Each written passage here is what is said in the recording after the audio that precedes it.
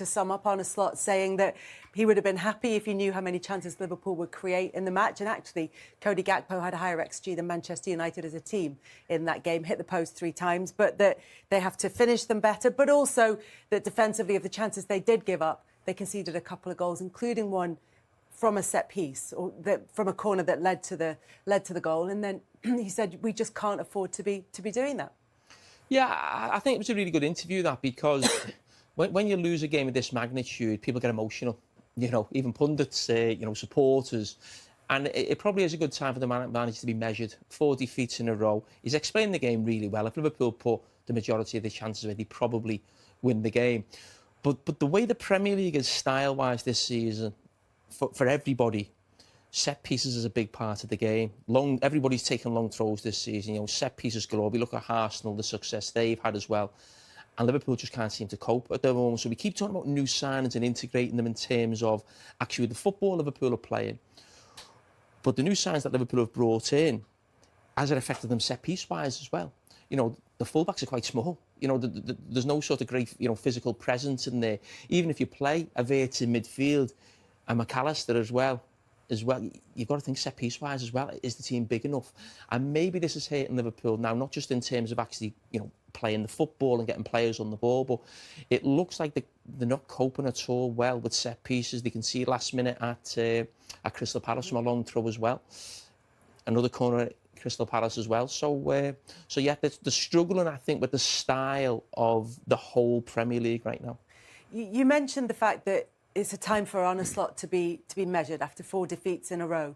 But if you look at performances across the whole season, you were saying in the first game of the season against Bournemouth that there were worrying signs defensively for Liverpool from open play. Have they gone any way to fixing those? Do they still look as vulnerable in open play as you thought they were on that first day? Oh, yeah, it hasn't changed. And I think a few weeks ago, I looked about Liverpool maybe going back to having Szoboszlai in the midfield and maybe Verts coming out the team because he's more of an offensive number 10 than Szoboszlai. But Szoboszlai's played in that position in the last 2 games, away at Chelsea, here against Manchester United today. And Liverpool are still conceding goals and conceding big chances. You think of the chance Fernandes had in that first half as well. Manchester United should be 2-0 up in that situation. So there's, as we said before the game, I don't think it's one glaring problem. There's lots of things.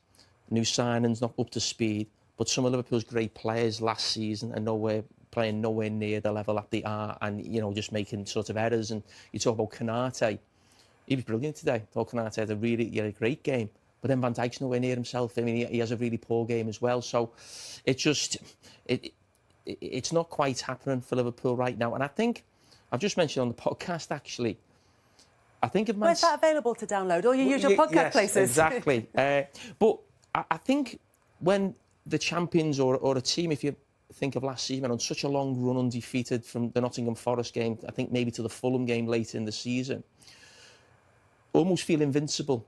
And then this season, as soon as someone beats them, this run goes on of 4 games. I remember Manchester City last season had that run where you couldn't believe this was Manchester City. You feel a little bit like that with Liverpool. And I go back to a game I played in here 25 years ago or something, where the invincible team with Arsenal, the following season, once they'd lost 1 game, everyone thought, oh, maybe you can beat them. And they actually went on a run of sort of losing 4 or 5 games. So it's just one of those things that the rut that they're in right now, and they just, as the manager said, they've got to get out of it quick.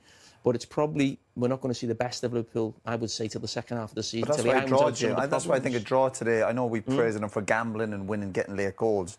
But on the back of 3 defeats, you're home to United and it's 1-1. Don't shy away from taking a point as well. I think just to stop the rot. I know 3 games for Liverpool was a lot. But there's a bit of arrogance in that, which is nothing wrong with that. When you're champions, you think there's a bit of a swagger. But also smell the game and go, there's danger here. That's why there's not no taking a point either. It's not the end of the world. Jamie, just picking up on what Roy was saying about Liverpool coming back this season, he was saying earlier about coming back as champions and finding it harder. They've always been title challengers. They've always had teams coming in here maybe sitting back against them. But to Jamie's point, do you think that they can scent blood a bit more this season? They feel that it's possible to get something? Yeah, and I think a lot of clubs, a lot of teams will look at what Manchester United did today. They never once played out from the back from a goal kick. You see much lesser teams that aren't comfortable on the ball trying to do that, inviting pressure, losing the goal. I think they had a really good game plan. I think and they showed that against Liverpool today. In terms of, trying to maybe, a point isn't the worst result in the world. It wouldn't have been. If you look at what Arsenal did when they got that point against Manchester City, we were all talking about it after that, how they were celebrating, how happy they were. But then they got on a great run after that. They got a Newcastle win, and we all go, yeah, actually, at the time it didn't feel like a good point, but how good does it feel now? So Liverpool have just got to find some rhythm again. And everyone's going to be asking questions about his decisions, the players that are coming. That's inevitable. The next week or so, people are talking about, how's he going to fit Virtue in the team? How's he going to fit Isak, Ekatike into the team? What does he do about the right-back situation? How's the left-back looking? There's going to be lots of question marks. But you just got to be a little bit patient.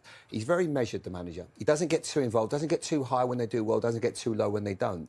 And I think it might need a bit of that for now, because it's going to be a little bit of a struggle. It's going to be a difficult time because they've got some tough games. We were writing it down earlier on. They've got Brentford away, Villa at home, and then the Manchester City away. So they're games that you're looking at thinking they're not going to be easy. They're going to be challenged. Next week, Champions League games, Carabao Cup game against Crystal Palace, and amongst all of that. Well, we talk about set pieces. Jamie's mentioned it, how difficult they are now, and how big. You've got the ultimate test next week at Brentford away. So they're the challenges that they've got to have. So they've got to make sure they deal with them. And with all the players they brought in, I'm just trying to imagine how the manager and the staff at the training ground they're looking at. They have a lot of options, really, and sometimes that can be a problem. Also, when you've got brilliant options on the bench, you see him chopping and changing, and he is offensive, and I give him a thumbs up for gambling. But again, there's certain games, and you have it, the old sayings in football, if you can't win it, don't lose it. They've got to get back to that mindset of not giving up daft goals like they have done. That's the point he made at the end. When you sort of won the title, and you're obviously lucky to win it loads of times, did you then, the second year, when you have to do it again, is it like is it hard to get yourself going? Yeah, there's obviously a different challenge, and obviously people look at you, but then you've obviously got a bit of a confidence about you that we've done it and we can hopefully do it again. And you've got that winning culture and that vibe going on. And again, people always thought about the team I was involved in going, you always felt you'd go to the very end. And you always felt if anyone was going to win it, it was United and they'd be gambling. But there was plenty of games where we'd be trying to win again, but also we'd be looking going, everyone thinks we're going to go for it here, but we'll take a draw. There's certain games, I think you always have to smell it in the air. I think Liverpool should have smelled that today. And I know it's hard when you're at home and the fans are pushing you, it's on the television, everyone's building the game up. But when it's 1-1 and you've lost 3 in a row, there's nothing wrong with just bringing it back to basics and going, listen, lads, we'd love to win it. We've got enough attacking players on the pitch. But defensively, you've got experienced 2 centre-halves going, yeah, listen, we've got 1 or 2 players who can try and win it, but make sure we don't lose it. Do you think that's a hangover, though, from those seasons where City were pushing for 100 points, where Liverpool ran them close on 90-odd points in more than one season? Well, yeah, they were obviously had good rhythm last year, particularly. But when it felt that a draw was drop points, when you almost had to have a perfect season. Yeah, no, obviously to win titles, it is about winning football matches, but I'm just on about if there's 5 or 10 minutes to go and you're up against teams like United today, especially if they're attacking players, Kelly, you smell it, you just feel it in the air going, I know everyone wants to, I was a midfielder and we'd have lads going forward, but I'd still be going, yeah, lads, Giggsy, Beck, you go for it, but don't worry, I'm sitting back here and I'm going to sit in front of my 2 centre-halves and we're still going to make sure we defend crosses or whatever, because unless you do that, unless you do them basics right, you're not going to win football matches. So I just felt today at Liverpool, there was a time for them to go, with 5 or 10 minutes to go, we talk about that throw-in, and even that was a symbol of like, what are you doing? Just throw it down the line and we get up the pitch. Maybe a bit of arrogance and you can be too confident. And United are looking, going, I tell you, what happens when you're thinking that? United will be sniffing it and going, I think there's a chance here that we can win this game. And United haven't won here for 10 years, so you're giving them belief. You have to take that belief away from them. And again, go in that dressing room afterwards and be annoyed with a draw. Go in and go, lads, we need to do better. But it's a draw. It's something. Instead of going and going, hey, we can't be giving up goals like that. We said about their body language when it comes back in from Bruno. Players, 4 or 5 of them are kind of looking to run up the pitch as if they're playing at home to a championship team. Southampton came out 2 or 3 weeks ago and they got a few chances. They had a little bit of joy. I know they won the game, but it's still Man United here. And they still have very good attacking players. And all of a sudden you go, it's going out to Bruno and you're running out. But Bruno puts it in, Maguire's on the back post, just like some of the Palace players were on the back post, just like Chelsea were on the back post when they're breaking, going, we'll sniff a chance here. That's what you just said there. You probably looked at it a few times. The goal and the team defending the corner. But I go back to my worry about Liverpool at the start of the season. It's not so much all the attacking players, but if the mindset of everyone is always, we're going to be attacking, we've got this attacking play, we're going to be on the ball. People are always thinking about what happens when they're on the ball, and almost the defending bit becomes a bit like, do I have to? Do I have to do that? Do I have to track him back? Do I have to go and win a big header? I want to get on the ball. I want to play. We've got midfield players who all want to get on the ball.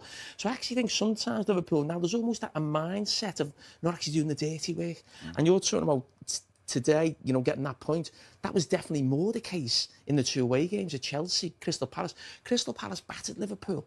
They got a goal late on Liverpool. That's like, get out of there with your point. It's a tough place to go. Could have been 3-0 down at half-time. Great point. So away at Chelsea, got beat there last season. You got back to 1-1. You don't get beat. That's the thing that frustrates me in terms of the experience on the pitch and the players they have on the pitch. You've won, not just last season, but won numerous trophies over these last Have they lost that pride in defending? We talk about teams that win titles. It's going, the foundations, obviously you need a top goalkeeper, be rock solid at the back. We look what Arsenal are doing now.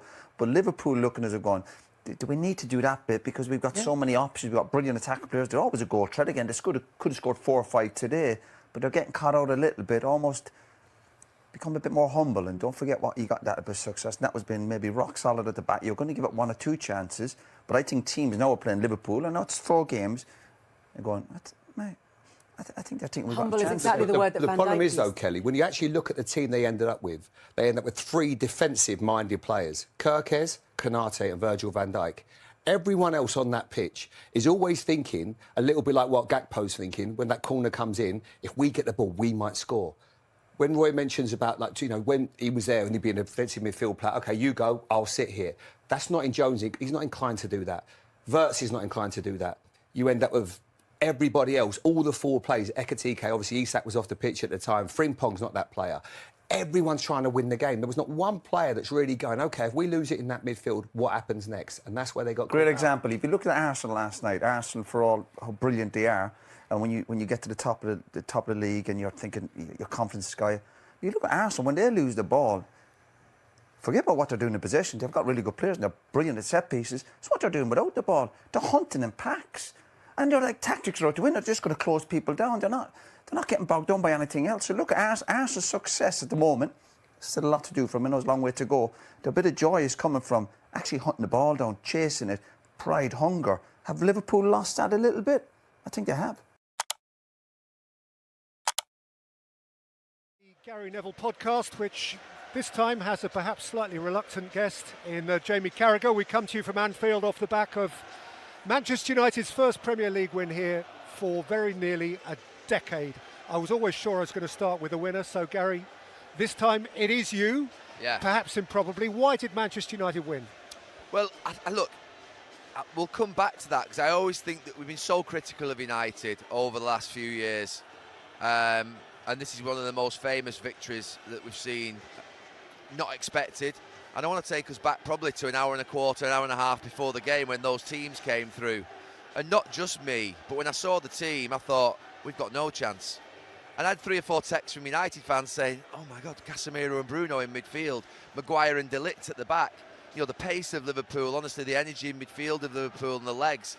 And with Casemiro having played 2 games in international break for Brazil and obviously travelled from Asia, you're thinking, how can that be right? But that was pre-match. I have to say, within a minute, that had gone, because it was a brilliant moment for United. A really good bit of play from Ahmad, slipping it into Mbeumo. And that just got them off on the right footing. And then from that moment in, they were really resilient. They were competitive. They defended set pieces well. They looked dangerous on the counter-attack. I thought the front 3 were really good. I thought he managed the game really well, Ruben Amorim, in terms of, you know, looking at Casemiro after an hour, Ahmad after an hour at wing-back, thinking, OK, let's get some legs on there. Let's get some more defensive stability at wing-back. Let's get Ugarte on for Casemiro, because he has had those 2 trips. So everything seemed to go to plan, and then Ruben Amorim managed the game really well.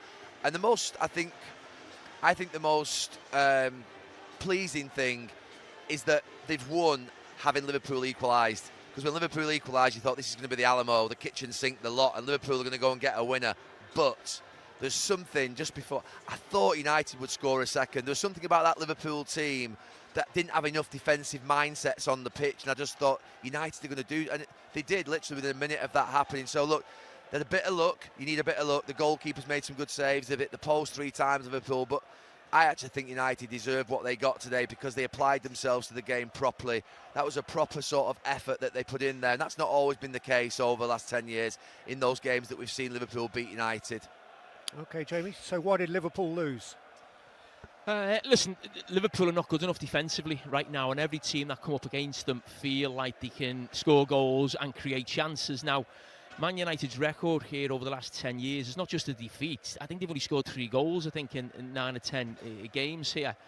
But obviously, you get the goal early on, we can get into that. Obviously, look at Virgil van Dijk, but Manchester United looked threatening every time they went forward. They had real big chances in that first half, and it feels like it happens every game. And I keep going back to the Newcastle game, because Newcastle United, I think, scored a couple of goals and had big chances with 10 men.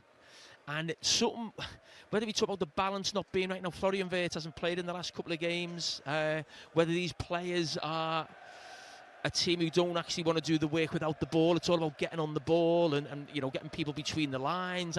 Listen, it's something we'll look at tomorrow again on Monday Night Football. But yeah, just listen, it could have gone the other way. Liverpool had big chances in the game, but when I was speaking about what I felt Liverpool looked like in the early weeks of the season, I feared this happening because of the way the games were going and scoring last minute goals. And it almost feels like once that invincibility's gone, a little bit with Man City last season, where you think every team feels like they've got a chance. And something just come to me then when we were talking, and I was thinking about that. I remember playing Arsenal here and beating them 2-1, the invincible team. And I think they'd lost the game before, maybe at Old Trafford. And that team, just once they'd lost one, they just went on this run of losing games, because everyone just got this belief they could go and beat them at the time. As I said, it happened to City last season. And it feels like Liverpool now have just lost that sort of cloak of invincibility where, last season they went months without losing a game. And then once they've lost one, they're chinking their armours there. And it just feels like every game they go into now, the opposition have got real belief they can score goals. You referred to it, that sort of famous night, the first night here against Bournemouth, when you had that great exchange that everyone so loved with Arne Slot about your worries around the team and how everyone was. How do you reflect on that conversation now in the context of what you've seen since, and especially today? All of those substitutions when Liverpool were chasing the game were, for the neutral, and I'm the only neutral here, were thrilling, really thrilling. But I wonder what that made you feel in your gut. I mean, I thought it was a little bit early to go so gung-ho, and I also felt a little bit of Wirtz playing central midfield. You think, and get him sort of higher up the pitch. But Liverpool got back into the game, and listen, I don't really know where the corner comes from, if that had anything to do. But Man United's goals come from a set piece again, and it's Harry Maguire heading it in. Where are my 2 big centre-backs? Where are my big players dealing with that? So I'll go back to that as well. So I'm not quite sure that had something to do with it. Tactically, Liverpool still had big chances at the end. You think of the Gakpo header, the one where a few of them dummied it as well. So I don't think Liverpool actually lost this game necessarily because of the changes Arne Slot made, because I don't think United sort of counter-attacked and went through on goal or anything like that. But listen, the small margins right now, whereas at times at the start of the season they were going for them, they're now going against them, and it just feels like every game goes to the wire. And the reason I mentioned at the start of the season is, and we had this little debate, I never want my team to be described as the most entertaining team, and this game being end-to-end and anyone can score. No, you like watching teams who do that who are not your team. You don't like your team doing that. You want your team to be in control. And very rarely this season have Liverpool ever been in control of a game of football. I think the individual performances of Liverpool's defenders was really poor, and decision-making. The left-back's not settled in. There's no point in me going over that again. I said on this podcast, I think 3 weeks ago, he plays like a 10-year-old left-back. He's all over the place. At right-back, Conor Bradley was okay today. I don't think he did anything particularly wrong. But, Van Dijk, I've not seen Van Dijk as shaky as that. Now, sometimes when a player comes back from an international break, it's been him that's been holding it together. But he had one of his worst games today. He wasn't himself, and I think if you stalwart, your captain, your giant in the team isn't actually playing well from the first minute, it does rub off on everybody as well. And he had that sort of, I don't know what he was doing on the first goal. He sort of hands, the good thing is he's in there now. Turned up for the interview, so he's obviously, he's Liverpool captain. And he's been one of the greatest centre-backs, and is one of the greatest centre-backs in the world and one of the greatest centre-backs in Premier League history. But he's had a difficult day out there today. And then Liverpool in midfield just looked a little bit all over the shop. But look, come on to Salah shortly. All of them are sort of just a little bit short of where they are. Wirtz hasn't settled in. Let's just say it. Isak has not settled in quite yet. I mean, he's a brilliant player. Mo Salah is well below his best. You've got three £150 million players there, whether they're £150 million in terms of how much Liverpool have paid for them, or worth that just generally in terms of their world-class nature like Salah. You've got three players that are not firing as well. That doesn't half have a big impact. And when obviously Alisson's missing, Van Dijk's not at his best, it is a ripple effect through the team. And United today, to be fair, they looked like they were dangerous on every single attack. I thought United could score two. I didn't stop saying it even when Liverpool scored and went to 1-1. I just thought, look, I don't feel Liverpool are safe here. I think United have got to go and get a second, and I thought they would get a second. I thought the ball from Bruno Fernandes, by the way, for the second goal was special. That was a brilliant ball into the box. It's a bad night for Liverpool. I thought after the international break they would recalibrate and reset. You know, sometimes when you're a team that's won a title like they have, you sometimes need a break where you just say to it to the right, now come on, kick back in, concentration, focus. We're not going to give any goals away. But in a minute of this game, that goes out the window. So even if they have tried to reset mentally, after a minute they're a goal down and they're thinking, oh. And for United, if you score here in the first half, I always think you've got a chance, because it does make this crowd nervous. This crowd is a great asset, and you nearly saw it being a great asset towards the end, but it also can be a little bit of a pressure, you know, if obviously the away team score and United scored early, and it really gave them confidence. And you know, I was really, look, there have been times where I've not been proud of United in the last 5-10 years, because I think they've fallen well short in matches, but I thought they showed a spirit and a heart today. Is there something in Manchester United when I think of Amorim? And listen, you know, it's one result, and we can't disguise it's been really poor since he's come in, and in some ways it probably couldn't have got any worse in terms of, the games they've won, losing that cup final to Spurs, even the start of this season. But I just think twice he's come to Anfield. I think he's been to Man City and won. Fortunately, I think they've been to Arsenal maybe once, or maybe in a cup game or something. And we talk about this system a lot, and one of the reasons why I don't think it suits a club of Manchester United is because I don't think it's a system that puts you on the front foot and you can get after teams. But maybe when you're the team who are not expected to go and win the game, it can be a difficult system to sort of break down once you get into that back five and that four in front. And we question that four in front at times. But when you're at home, the attacking players think, well, I should be up this pitch. I'm not really going to get back and tuck it in defend. But Mason Mount's picked for that role today. And it is a difficult sort of nut to crack for any team. That's why Crystal Palace have joy. Because Crystal Palace are a team who are not seen as the team who've always got to take the game to the opposition. They can sit there. And more often than not, games that they go into, they're not expected to win, or they're sort of, a mid-table team. And he's getting more out of them because of that. Maybe that's why he's done well in these big games, especially away from home. But in terms of going forward and being on the front foot, Manchester United scoring goals and winning games, that's why I think it will always hold them back, this system. I thought United in these four games, obviously Liverpool away, Brighton at home, Forest away, Tottenham away, I was thinking 7, 8 points is great. 7 points would be par out of these four games. Now there's a real chance, and they should be thinking to go and get 10 points out of these four games. That would get them back up in, I think, to the top 6, and that's what I think they need this month. But let's be clear, what we thought before the game, I thought if United lose here today, which they're more than likely to do when I saw the team sheet, I'm thinking Ruben Amorim's going to be going into that Brighton game under real pressure with Forest and Tottenham to come. This is a complete turnaround game, this, but it has to be something that they don't go and they can't get carried away with this now. They've got a week before Brighton.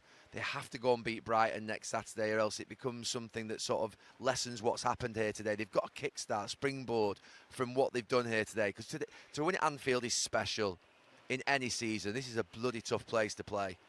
To win here is the hardest ground, honestly, and to win here tonight, they should be really proud, because it's a big achievement, but they've got to kick on from here. I just listen, we're seeing pictures here, Harry Maguire, and of course you'll know I'm absolutely devastated with this result, but I think if anyone is going to get a winning goal here, and he almost got the winning goal last season, I must say, out of that dressing room I'm looking at, I'm probably pleased it's him, because the amount of criticism that lad's taken, and that's the nature of being, at one stage he was the captain of Manchester United, and Manchester United are a fantastic club and have huge standards, and of course, listen, it hasn't happened for him in terms of, his price tag and coming to the club, but that's something he'll always remember, and he'll always be remembered for Manchester United fans for getting the winner at Anfield. So if someone was going to get the win, I'm probably quite pleased, because that lad has been through a lot, and it can't have been easy what he's gone through over the years. So and you know what, he always fronts up He's always in that team. He could have moved a couple of times.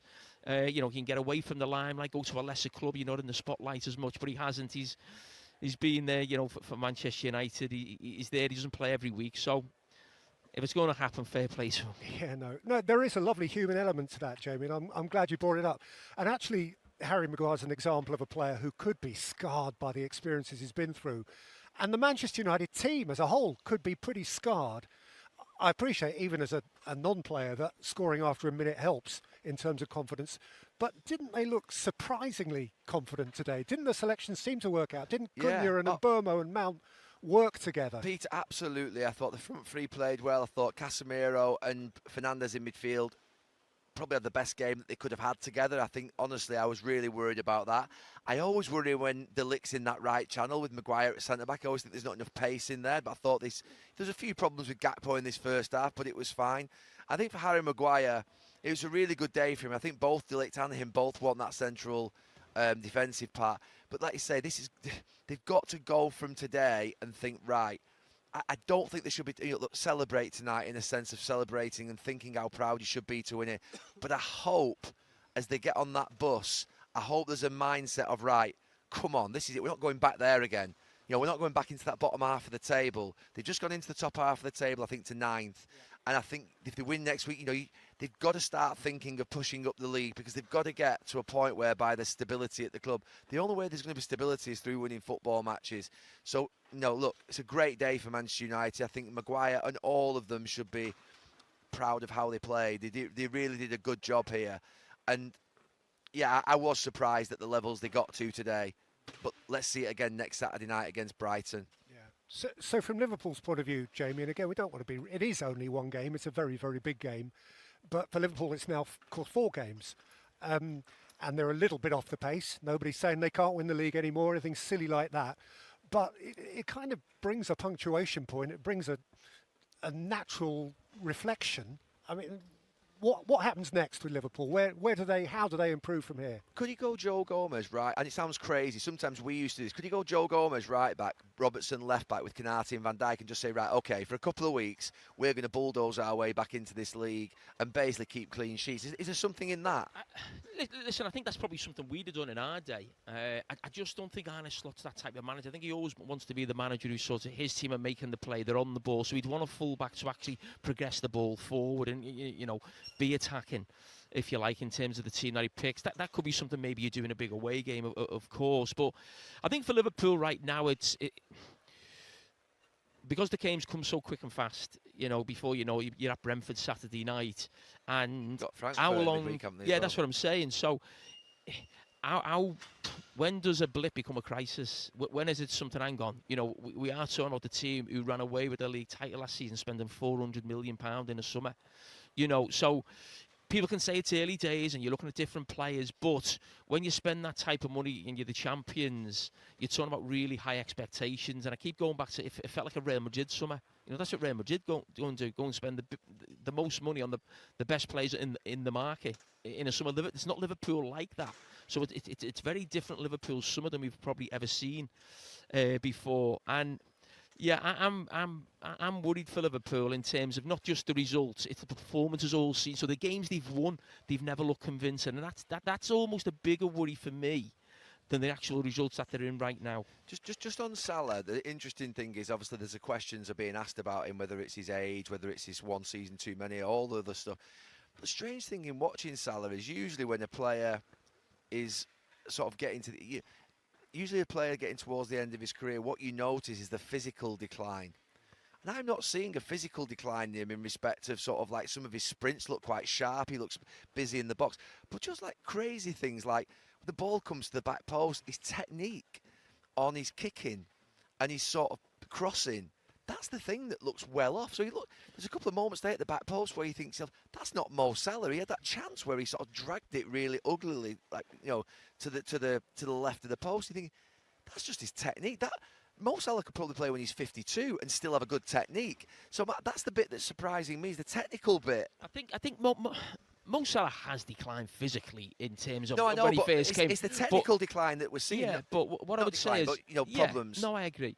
But even when Mo Salah's been at his absolute best, he can have games where he looks technically poor. He can just, he's one of those players who at times, you think for such a great player, sometimes his performances, and this is not this season, this is over his time for Liverpool. We all know as Liverpool fans, and you put up with it because you think he'll score 2 in a couple of weeks. You know, he goes through these little runs.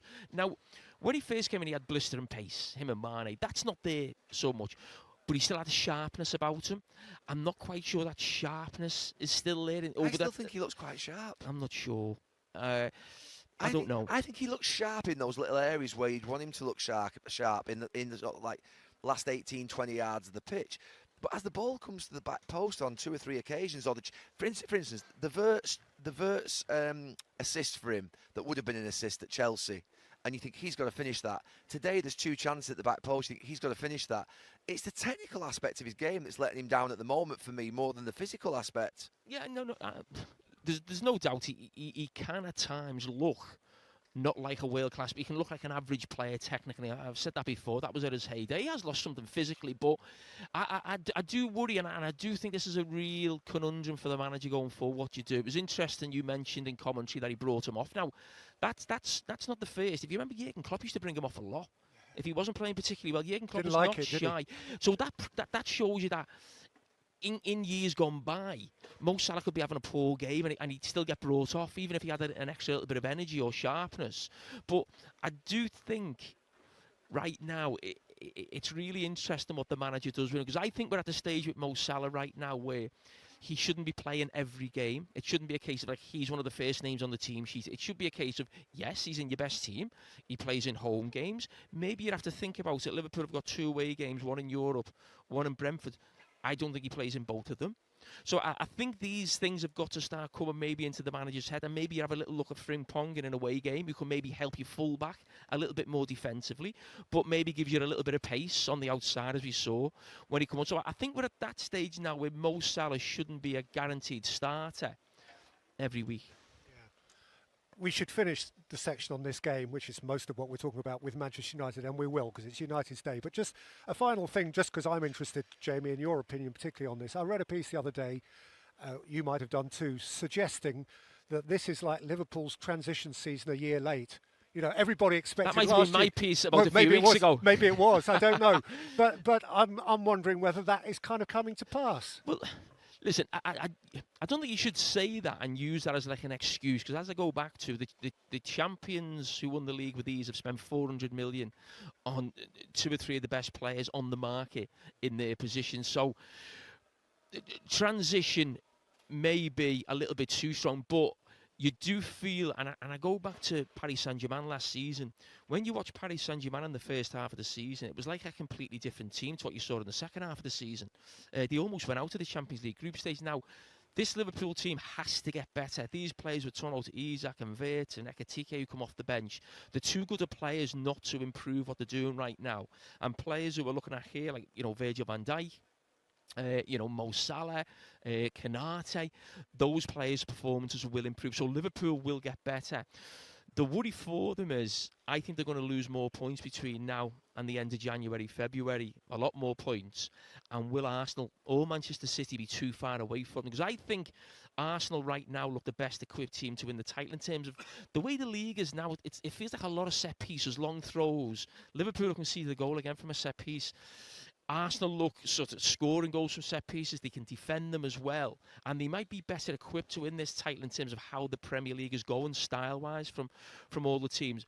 But Arsenal will get nervous in March and April because they haven't won a league for so long. And Liverpool and Manchester City need to make sure they're not too far out in front where they can't affect that. And that's the thing with Liverpool now losing these silly points, and I think they'll lose more.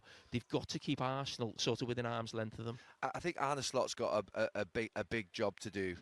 I think Liverpool's recruitment has been lauded, and rightly so, for many years. But if you look at the 5 outfield signings, Kerkez has not settled in, Frimpong has not settled in, Verts has not settled in, Isak's not settled in.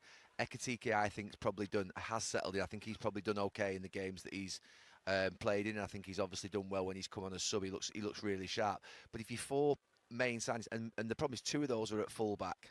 So for me, I think I'm concerned by Liverpool's fullbacks if I was a Liverpool fan, because that's half your back four. They didn't get Gay, which is obviously the other bit of recruitment that was supposed to sort out the centre-back partner for, well, with Canate, or sorry, with Van Dijk. So for me, I think the Liverpool signings just haven't got going yet. Once Isak, Wirtz, if Frimpong and Kerkez have to settle in, if the left back doesn't settle in, it will be a problem.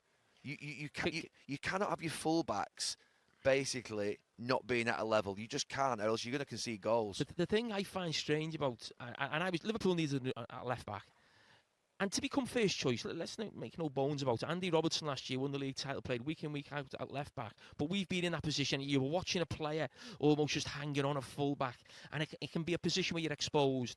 Now, Kerkez is a far better player than Tsimikas, so you think Liverpool should be stronger in that left back area.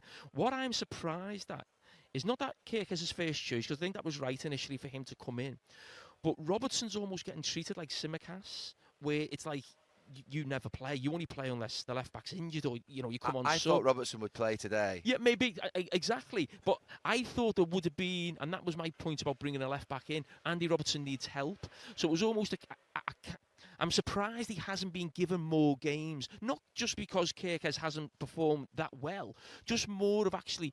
He has been a great Liverpool left back. He won the league last season. Kerkez is a new player. It almost just feels like it's Kerkez as the left back, and that's the end of it. And I find that strange, really, from game one. Sure. So, Gary, final word on Manchester United. I wonder what this result and the feeling it's given you does to your, I won't say ambitions for them, but what have Manchester United's possibilities become off the back of a day like this? Look, Peter, honestly, I think Manchester United have got a top six squad, particularly when you know that they haven't got European football and they haven't got Carabao Cup now. So they've got a free week nearly every week for the rest of the season. So for me, I think Manchester United preparing with 3 weeks, with that amount of players in the squad. If you look at the 4 or 5 players they've got up front in Sesko, Cunha, Ahmad, and Burmo, Mount, Bruno behind them, and then them centre backs they've got Yoro, De Ligt, Maguire, Luke Shaw. They should be able to get a top 6 finish with the 3 weeks out of that squad. So what I'm hoping out of today is, unexpectedly, United find themselves in the top half of the table. I wasn't expecting to be in the top half. I kept looking at thinking we're 12th before the game starts. To be in 9th tonight, honestly, now we've got Brighton next Saturday at home, and you've got Nottingham Forest away. Look, the big concern is the Brentford performance, where you go and do well against Chelsea, and then Brentford comes. You can't do that. So what can't happen is now we've got this height of performance, and then all of a sudden Brighton ends up being a dip. So the next couple of weeks are huge, I think, for Ruben Amorim to start to build. Ruben Amorim's got to start trusting those players. I know we talk about trusting Ruben Amorim and him sort of being under pressure, and that's always going to be the case with the manager. But Ruben Amorim wants to be able to trust his players. I know he likes them, and I know the players like him. You can see that. There's no sort of players sort of like, losing the dressing room type stuff, which we have seen with United many times. There's no doubt those players admire their coach. They like him as a person.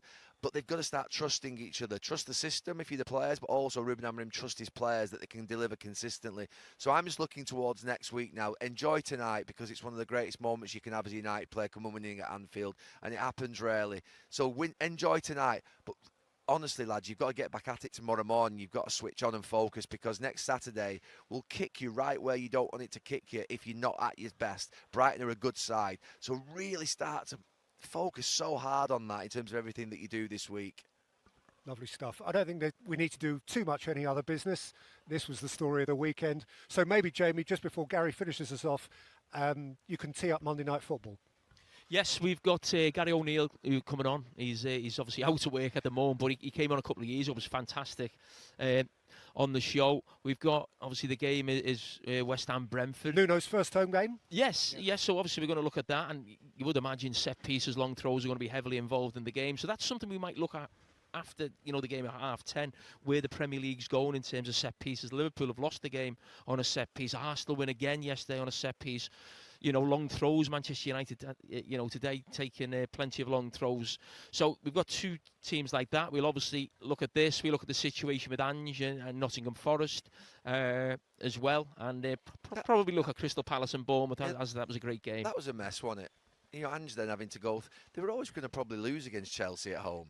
So why not just sack him after before the international break ended, rather than after the game yesterday? I thought it really strange that, and then the owner leaving the stand, 30 minutes before the end of the game, and then being sacked 19 minutes after a game. I just think there's a way to do it. I mean, the style differential between Nuno and Ange, we all said it at the time, couldn't have been any more stark.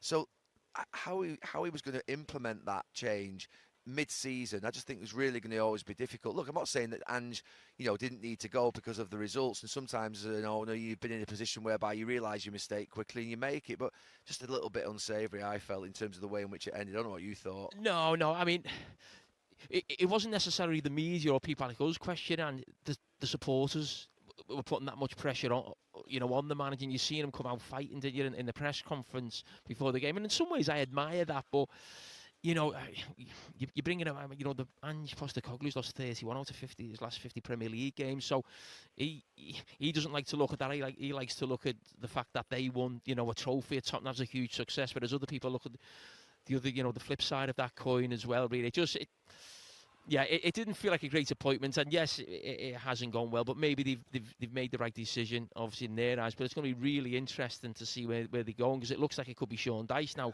that shows how fearful they are of actually relegation, and that comes from the fact that Sunderland and Burnley are actually doing well and getting points on the board. That's the real worry in the Premier League this season for teams, that they could go down. That worry hasn't been there for the last couple of seasons, so it might be a case of bring Sean Dyche in and, do the job that he did at Everton, keep Nottingham Forest in the league. And the fact they're in trouble obviously also plays into the fact the promoted teams are doing really well, which is great for the league. And I'm glad you're doing Palace and Bournemouth too, because those are don't hold me to that. That's no, not, whatever.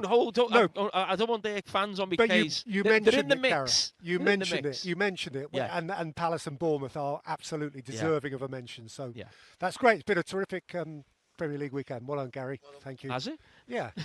Well, I mean, yeah. It's been as good as it ever could be, actually.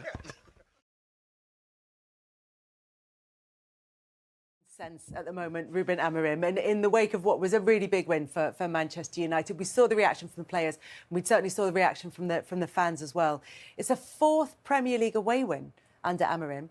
This one, the one against Manchester City, Fulham and Leicester are the other two teams. So what can we read into it? Not just the result, Roy, but the performance of Manchester United. Well, obviously, they had a little bit of luck today. They've scored 2 goals. Could have scored 1 or 2 more. They gave up a lot of chances, as lots of teams do when they play Liverpool. But he mentioned, again, the word belief. We look at Liverpool maybe losing it a little bit. Their belief that when they've lost 4, so for United to get a back-to-back wins, the result here today, again, if you go into the training ground this week, United will be a better place. And that's it. There'll be different energy, there'll be different vibes. They've got new players who've come to the club, particularly attacking players. And they haven't got all that baggage, I suppose, from last year when it was really negative and the results and lack of goals. So now they can bring some positivity. But again, Brighton next week, another tricky game for United. But what we're finding out about certain players at United, now we've seen today with the attacking players, what you want at United as well, or whatever about their technical skills, is lads who are big characters and big personalities. And we're seeing certainly signs of players who are playing for Man United going, yeah, these expectations, and obviously expected to win every week, I think they're embracing it. They don't look they're shying away from it. Still loads to fix. Let's not kid ourselves either at United all of a sudden some top team, far from it. But they've got signs like they're a goal threat, and obviously last year particularly, when you're not scoring many goals, they were constantly under pressure at the back. But no, it just eases the pressure a little bit. When you come to players like Liverpool, you go, listen, we've got 2 or 3 goals in our makeup. Even Sunderland at home, 2 goals. If you get 2 goals a game, then they've got a chance of winning some football matches. Manchester United's recruitment has taken a bashing over the years, with Cunha and Burmo, Lomans potentially as well, Senna Lomans in goal. Made some big saves, yeah, of course. Yeah, have they turned that around? Should they get praise, given that we've criticised them in the past? You have to do, because obviously we know the importance of recruitment in football, and we've been slagging United off for the last 2, 3, 4, 5 years, saying who's buying these players? But all of a sudden you look at the attacking players and what they helped. The big plus for the attacking players they brought in this summer, they pay big money for players who know the Premier League. So they're used to, whereas over the last year or two, you're looking at United buying players a lot from abroad, quality, but they couldn't seem to deal with the speed and the physicality of the Premier League. But all of a sudden, you've got 2 players who are going to get you up the pitch. They're a goal threat. They'll deal with the demands. Their bodies are robust enough. Today was a physical challenge, and they dealt with it. They weren't rolling around. So that's a big plus. And when you're in a team, you've got 2 couple of star players top of your pitch. You think they can get us out of jail. it gives everyone a big lift. So it's a relief to the defenders, the midfielders. Go, we've got some attacking players. We've all players with attacking players. Or even on a bad day, you go, hopefully they'll get us out of jail. And they kind of did that with United today, because United gave up a lot of chances. But if you feel every time the ball goes forward, somebody's going to hold it up, somebody's going to go past somebody, or somebody's going to put the ball in the back of the net, that gives everyone a lift and a belief. And we saw clips of the United players in the dressing room there, and they're smiling, they're happy. What a great place to be. Success is good. Enjoy it, embrace it, but back it up next Saturday against Brighton, which would be not a tricky game for United. What have you made of Mbeumo and Cunha since they've come in? Yeah, they look like top players, but they also look like they're good characters as well. We all know Mbeumo from obviously his time at Brentford. There's that you sign players not just on the back of how talented they are, but what they bring to the dressing room, how they train every day, how they live their life. Cunha obviously has had their reputation, been sent off a couple of times, but I like a bit of devilment in a player. You know, you played with Eric Cantona, that's what he was like. You knew that you could get that genius, but sometimes you get a bit of madness that goes with it. He looks like he just looks right, and he looks complete in a Manchester United shirt. So, good recruitment. As you say, the goalkeeper, you've got to celebrate that one as well. And whatever way you look at it, some of the players that they've decided to leave the club, like Garnacho, Sancho, Rashford, for whatever reason, the club didn't feel that they were the right kind of characters, so they've not had them and they've moved them on. So instead, they're changing that. And then you change the environment and you change the culture at the club. Then you start to see that the young players, rather than looking at people that maybe don't conduct themselves in the right way at training, maybe turn up late, maybe don't give 100% in training, then things start to change. And that's what you're trying to achieve. That's what Manchester City have had. That's what probably Liverpool have had over the last few years, where they've had brilliant senior players, even if you take it back to the Jordan Henderson and James Milner and Virgil van Dijk.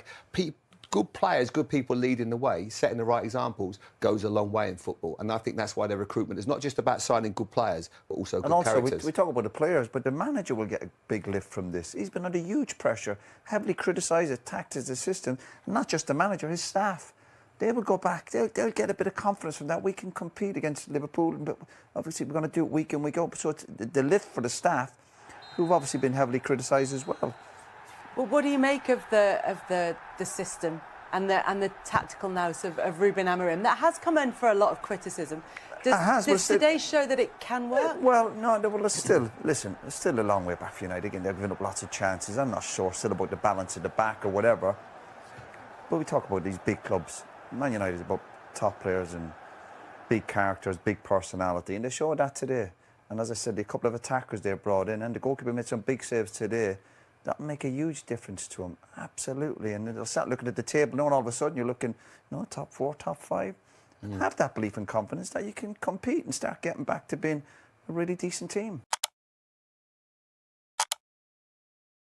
Talk about this big news. I mean, despite the fact that there was so much noise around this potentially happening before the match, I still think the timing and the way this has happened has surprised everyone, certainly down here in the tunnel and obviously here in the interview room as well. I was actually interviewing Morgan Gibbs-White about the match when the news dropped. So as soon as the interview finished, that's when we found out that Ange Postecoglou had been sacked as a Nottingham Forest manager. Now, in that interview, Morgan Gibbs-White said that Ange Postecoglou addressed the players in the dressing room and just talked about how frustrating it was that he can see improvements, the team can see improvements and progression, but they just weren't putting the ball in the back of the net and were conceding sloppy goals. Morgan Gibbs-White's opinion was that he still had full faith and the team had full faith that Ange Postecoglou could turn things around. So in terms of what the players might be feeling, I imagine that they might be quite surprised that this news has happened. Just after that interview, Gibbs-White was taken back into the home dressing room with the other players, and soon after that they were all taken up to the boardroom, as you mentioned, Lindsay, where I imagine there'll be quite a long meeting happening now. Just so you know as well, from what we saw down here in the tunnel, prior to that interview happening, Ange Postecoglou went into the home dressing room, spoke to the players, but then actually went down the other side of the tunnel area, and we saw him come out of there, and Edu was also in the corridor at that time, and Ange Postecoglou left with a bag on his back and went out towards the car park. Now, at that point, it seemed as though the writing was on the wall, but it wasn't until a few minutes later that that news was confirmed. So the players, as far as I'm still aware, still in the boardroom now, having that meeting. And Ange Postecoglou's backroom staff, including Jedinak, who we've just seen just outside, are actually still here, as far as we are aware. Ange Postecoglou has already left the stadium, or he's certainly not in the tunnel area. So that's the latest I can bring you from the tunnel, Lindsay. Thank you very much, Jules. Interesting that the players still, certainly Morgan Gibbs-White, saying that he still felt Ange Postecoglou could turn this around. There was positivity from them, but Ange leaving the stadium with his bag today before we heard that announcement. Do you think he knew already? He said, didn't he, that he knew months before that he was leaving Tottenham, he was going to be sacked before he was. Do you think he knew if he didn't win today that was the final chance? Yeah, that was the talk at 9 a.m. this morning, the talk all around the place. I think as soon as you hear whisperings about the owner speaking to other managers, which I think has kind of come out a little bit today, the writing is on the wall. It's never a nice thing. I think, as players, of course, Morgan Gibbs, right before he knew the situation, has come out and defended his manager. You have to do that. You have to be professional. But unfortunately, the performances haven't been good enough since Ange has been here. And I always found myself when a manager had been sacked, you have to look at yourself first and think, have I done enough here? Can I look myself in the mirror and think, I've given everything for this manager? And I think it is, of course, I'm always on the player's side, but it just, for whatever reason, the situation hasn't worked with Ange here, and I think it was probably the right decision for him to part ways. I'm glad to hear you took time for self-reflection. Always. I love looking in the mirror anyway, to be honest, but I just did it more when the manager left. Title race and Arsenal, another victory for them, this time at Craven Cottage, away to Fulham. A set piece did it as well, 1-0 victory there yesterday. The Sun says golden eye with Leandro Trossard's famous celebration. Jonathan, it was another win for Arsenal, back to the top of the league. Do they finally look like champions for you? Yeah, I mean, I've said it since the start of the season, since before the start of the season. I did my Premier League predictions for The Guardian. I predicted Arsenal will win the title. I still stick by that. Probably a little bit more certain about it now, given having looked at the competition from the likes of Liverpool and City. And this is the sort of Fulham. It's a cliche. It's the sort of game that champions win, that champions find a way. It's the place where they haven't won in the last couple of seasons, and the way they did it was just so brutally efficient, right? Just like a very big man flicking the ball. It felt like something. It felt like something from the 90s, right?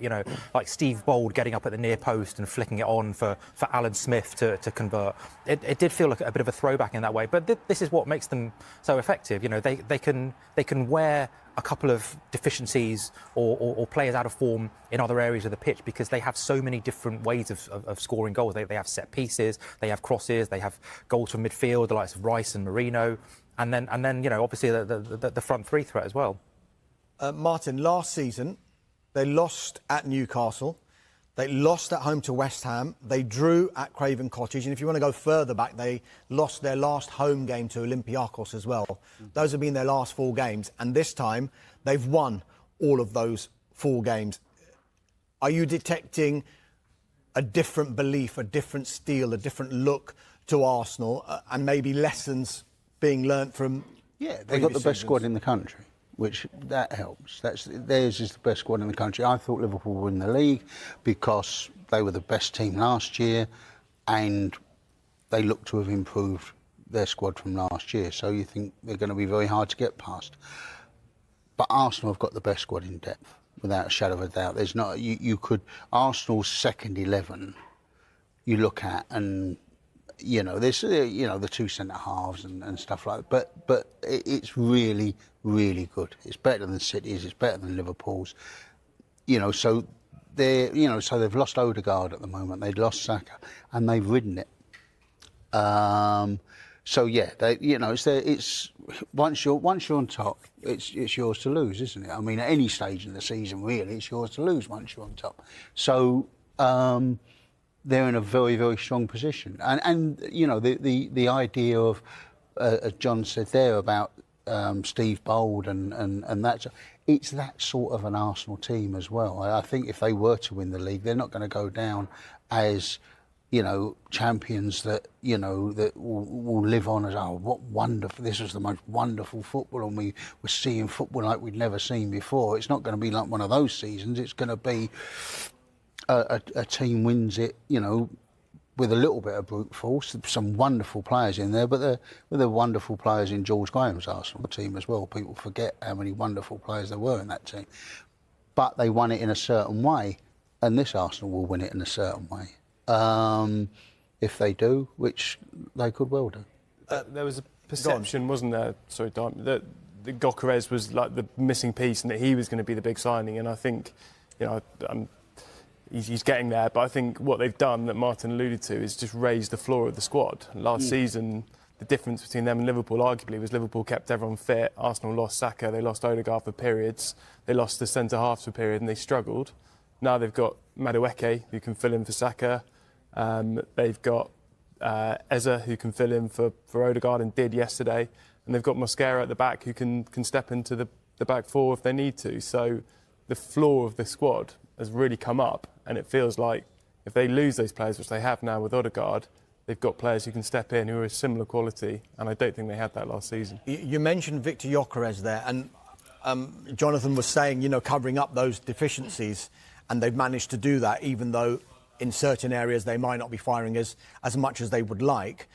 Gyökeres clearly will need time to get used to a new league, but on the flip side, you're looking at Leandro Trossard as being Arsenal's 10th different scorer in the Premier League. And it's something Martin said there about the squad. First 11s win games, I guess, and squads win titles. Yeah, absolutely. And like it's never a bad thing to have goals spread out throughout the squad like that. I think partly it's a consequence of their strength at set pieces and the attention to detail of Arteta. You know, he's all about the marginal gains and the fine margins, isn't he? And he's prepped every single scenario meticulously to give Arsenal every advantage they can. I'll defer to Jonathan on Gyökeres because I know he's got. We all defer. Gyökeres. I like him. I like Gyökeres. I think the fact that, you know, what you were saying about the fact that they have so many different, they have goals coming from all different areas of the team, it takes a bit of pressure off him. You know, I think he obviously comes with a lot of scrutiny. He comes with a big price tag, but his job is not simply to. I don't think his job is going to be to bang in 20, 25 goals. He is supposed to be there to provide a point of difference, to provide runs in behind, and ultimately create space for the creative players around him. You see, I think Saka's looking much freer this season because Gyökeres is occupying defenders in the central areas where the centre half would usually step out and double up on Saka. You're finding that they're a little bit more reluctant to do that now because you have the threat of Gyökeres occupying them in the area. So I think Gyökeres is not going to be like a 20-25 goal. He might score 8 or 9 this season, but they're going to be important goals. And the fact that you also have guys like Madueke, you have Eze, you have Nwaneri and Max Dellman who haven't really made an impact yet, but might well do in the second half of the season. I think you now have an Arsenal team that, you know, people call them, you know, boring or functional or whatever, but they have lots and lots of constituent parts which can produce for them. On the flip side, Martin, when you look at Manchester City, they do have a striker who seems to be quite good in front of goal at this moment in time. 23 goals in 13 appearances for club and country this season for Erling Haaland. Is he the best we've seen in the Premier League at what he does? Yeah, I think so. Yeah, I think so. I'm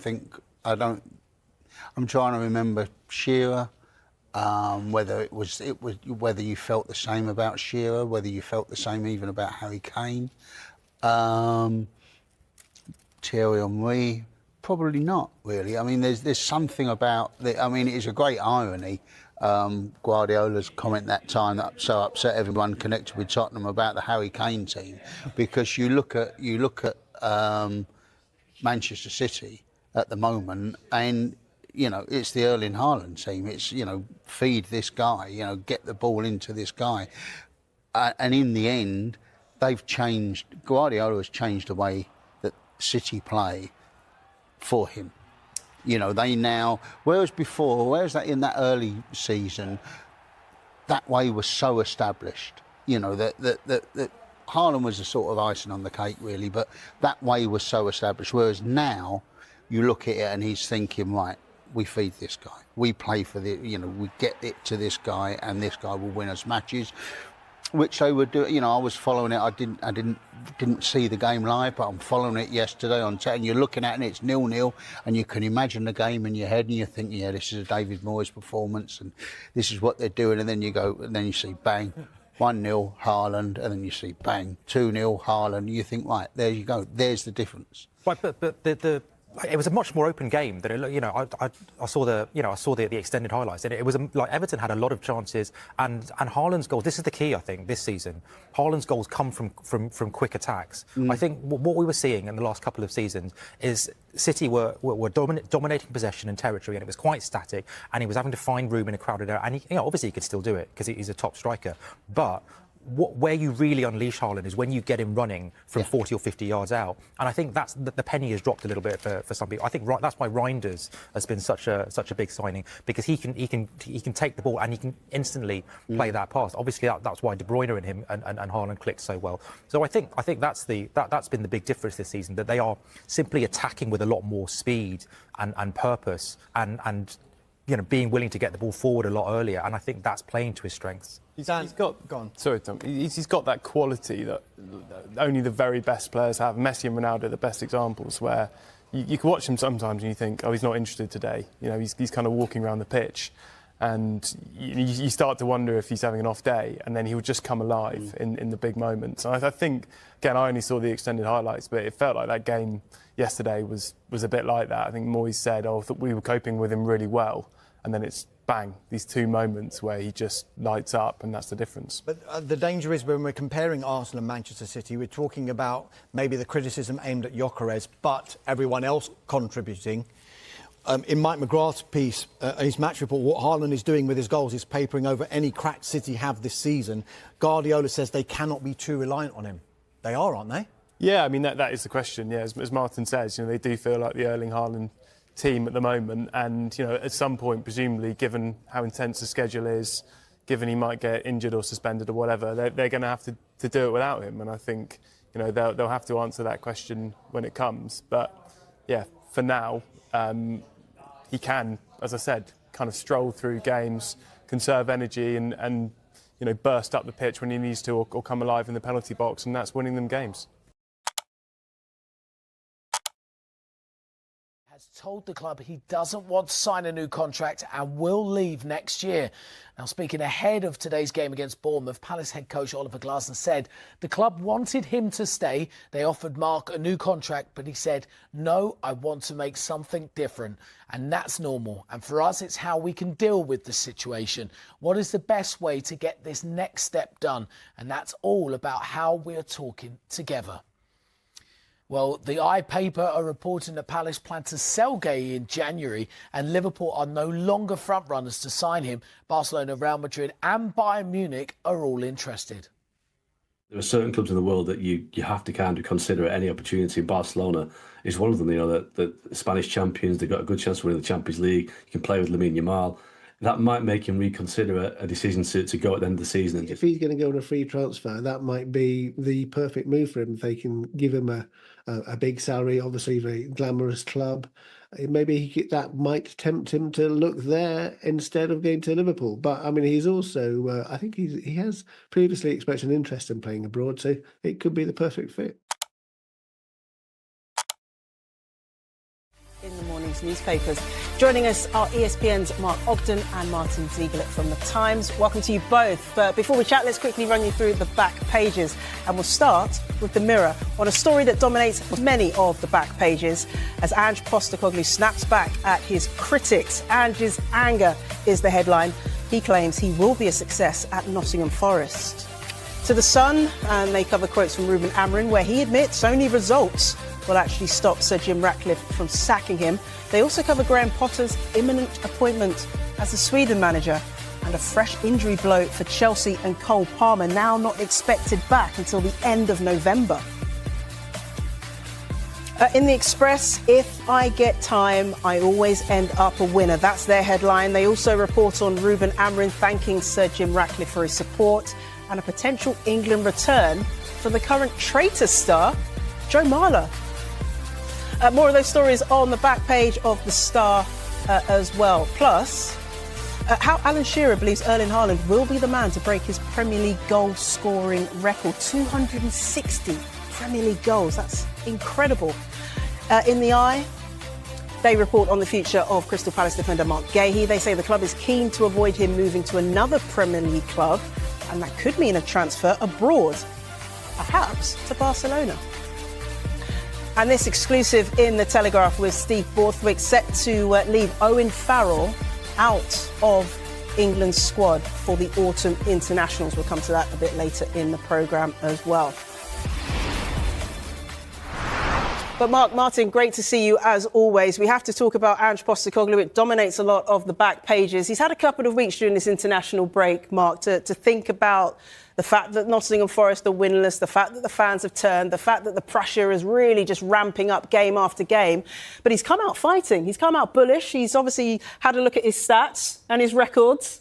And he's been quite forthright in his defence of his record. What did you make of this extraordinary press conference?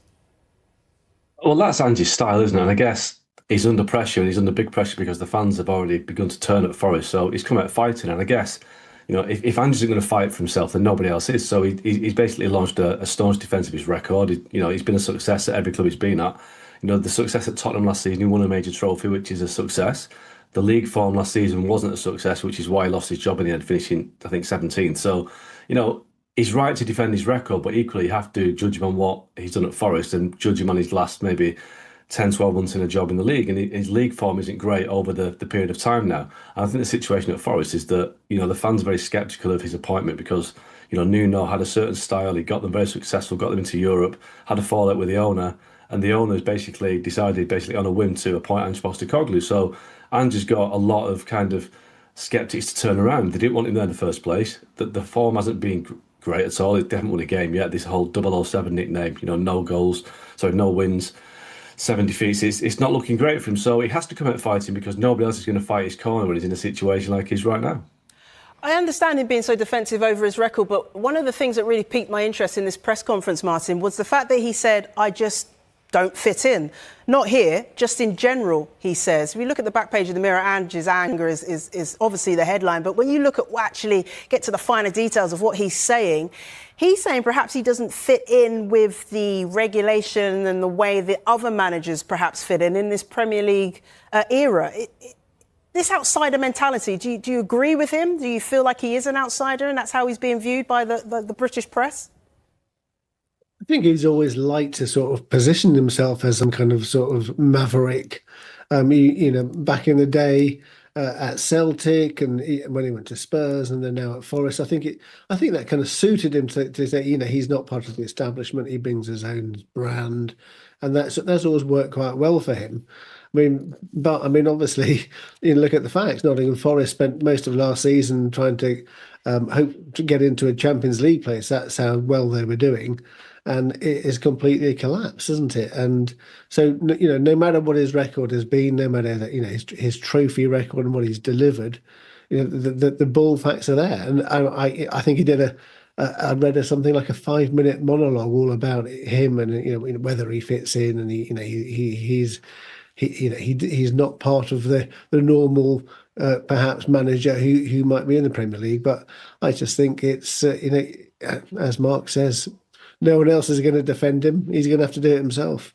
Yeah, he really is. Looking at the back page of the Star headline, Flatline, Ange fears he'll be toast just days after finding an apartment. He says, I've just moved into a new apartment. Maybe that was a bad idea. If he loses in the next match against Chelsea on Saturday afternoon, Mark, could he be gone? Could the house hunt have all been in vain? Well, it could be gone. I just hope he's renting and hasn't bought the place. But, you know, we'll wait and see, won't we? Listen, I mean, Chelsea's a tough game. We know that. Then he's got Porto in midweek in the Europa League. Then it's Bournemouth, Bournemouth are flying right now. And then there's a kind of irony the week after that, they got Man United at home, which, you know, Ange lost his job after beating Man United in the Europa League final. I mean, who knows what situation Ange and Ruben Amorim will be in by the time we get to that game in just, I think, 2 weeks' time. But, you know, in terms of tomorrow, of course, I mean, you know, Marinakis at Forest is known to be a very impatient owner. We saw that with Nuno, you know. How on earth he could get rid of Nuno after what he brought to Forest last season. Look, the style of football might not be the most attractive to watch, but it was successful for Forest. And the Forest fans love Nuno, and they've got a guy in there now who plays a completely different way of football to Nuno, and he's got this kind of, like you said, this outsider mentality. I mean, it's wearing a bit thin now, this Ajax, isn't it? Because he said it last season at Tottenham that he was mocked for his kind of Australian accent, which I don't know anybody that's kind of said, oh, he's Australian, he shouldn't be managing the Premier League. It's just, I think it's Ange's little siege mentality. He's trying to kind of maybe convince himself that he's right for the job. But, you know, the only way he's going to prove himself to be right for the job is to win some football matches. And right now, he hasn't won a single one for Nottingham Forest. And that's why he's under pressure. And that's why, yes, he could go at the weekend if they lose to Chelsea. Yeah, big game against Chelsea, that one, isn't it? Speaking of big games, Manchester United going to Anfield to take on Liverpool. And Ruben Amorim's on the back page of The Sun here. Smell a rat is the headline. Amorim knows only results will stop Sir Jim from sacking him. This comes after Sir Jim publicly backed him and said a manager like Amorim needs about 3 years to prove that he is the right man for the job. Mark, I know I'm going to come back to you because you cover Manchester United. Ruben Amorim then, under no illusions that his boss might like him, but he still has to deliver results. Yeah, I think Amorim's realistic. He knows that the results can't continue as they are at United. You know, look, they look like they're doing a little bit better than last season, but they're not doing well enough. And, you know, so far this season they've beaten 2 promoted teams, and the win against Chelsea was against a Chelsea team that was down to 10 men for, you know, a good 80 minutes at least. So, you know, he has to do better than that. And I think he knows that Sir Jim Ratcliffe coming out saying what he said last week was great copy, it was great headline, and, you know, in the moment it was great news for Ruben Amorim. But I do remember last season that, you know, 3 weeks before he sacked Erik ten Hag, Jim Ratcliffe said he was a very good coach. So, you know, words don't really matter in football because the results will dictate everything. It's just like what we're saying about Ange Postecoglou. If you don't win enough football matches, no matter who you are, eventually you'll lose your job. And Amorim is in that situation now where they've got a really, really tough game at Anfield at the weekend. United have got a really bad record there in recent years, and they've had some hammerings there as well. So he needs to get a result, and he needs to get a result quickly. And, you know, what a better place to turn it around. If you win at Anfield, all of a sudden he's got back-to-back Premier League wins for the first time since he took charge. They'll have won there for the first time since 2016, and they'll have beaten, you know, their biggest traditional rivals, and that would be a real kind of springboard to go on to something else. But the flip side is that if they lose there, then they're back to square one in terms of pressure on his job. Yeah, and that's the thing about Manchester United, isn't it? It's inconsistent. You don't know which Manchester United you're going to get. As for the Liverpool side of things, in the back page of the Mirror, just along that right-hand column there, Slot saying, it's time for my Reds to react. This comes off the back of 3 successive defeats in all competitions for Liverpool. The first time that's ever happened to Slot as a manager. Martin, how does he navigate then this uncharted territory? How does he rally the troops to ensure that 3 successive defeats doesn't turn into 4, 5, 6? Yeah, I mean, it's in many ways a perfect game for him to end that because, as Mark says, you know, they've got a great recent record against Manchester United there, and yes, he accepts it's been difficult for some of his big new signings. They've spent so much money. Getting them to click hasn't been easy. So all he can do, I think, is go back to the basics that brought him such success last season, concentrate on that, focus on that, but try and explore, you know, why has Mo Salah not hit the heights that he did last season? Why is Florian Wirtz not? Yeah, I think he said he'd been unlucky. He said, but you know, with more luck, he could have got a load more assists and a couple of goals, but. I think maybe there's a bit more to it than that, and maybe he's trying to protect his new signings from criticism. So I think he needs to try and basically return to the values and what he brought to the club last season, and perhaps not tinker too much with what he hopes to do with the new signings quite yet, and get back to a sort of a level basis. Yeah, it could be a defining moment for Arne Slot, couldn't it, in his Liverpool career. Just quickly then, gents, I'll start with you, Mark. A prediction of what you think is going to happen on Super Sunday. Liverpool hosting Manchester United. How's it going to go? I just think Liverpool are going to win. I look at the United midfield and, you know, they haven't really got a functioning midfield because Casemiro's had a busy international break with Brazil. He's come back. Will he be fit? When he is fit, he plays. He's been indifferent this season. Agate, Mainu, they're not ideal in that position. And Bruno Fernandes hasn't got the discipline to play in the two. So I think ultimately it'll be a game that's decided in midfield, and Liverpool's midfield is better than Man United's by some distance. Martin? Yeah, I actually think I've kind of got a feeling that Alexander Isak is going to announce his arrival in uncertain terms in this match. I think I've seen flashes, so far, but obviously, he missed the start of the season, and perhaps now we'll be able to see something. Okay, we're going to hold you both to your predictions and check back in with you when you're next on Backpages tonight. Okay, we'll leave it there for the moment. Martin, we'll take a quick break. When we come back, we'll look at more of the sports stories in the morning's papers, including this in the eye. Barcelona look to snap up Guehi. Could Marc Guehi be leaving Palace to join Barcelona? That's next.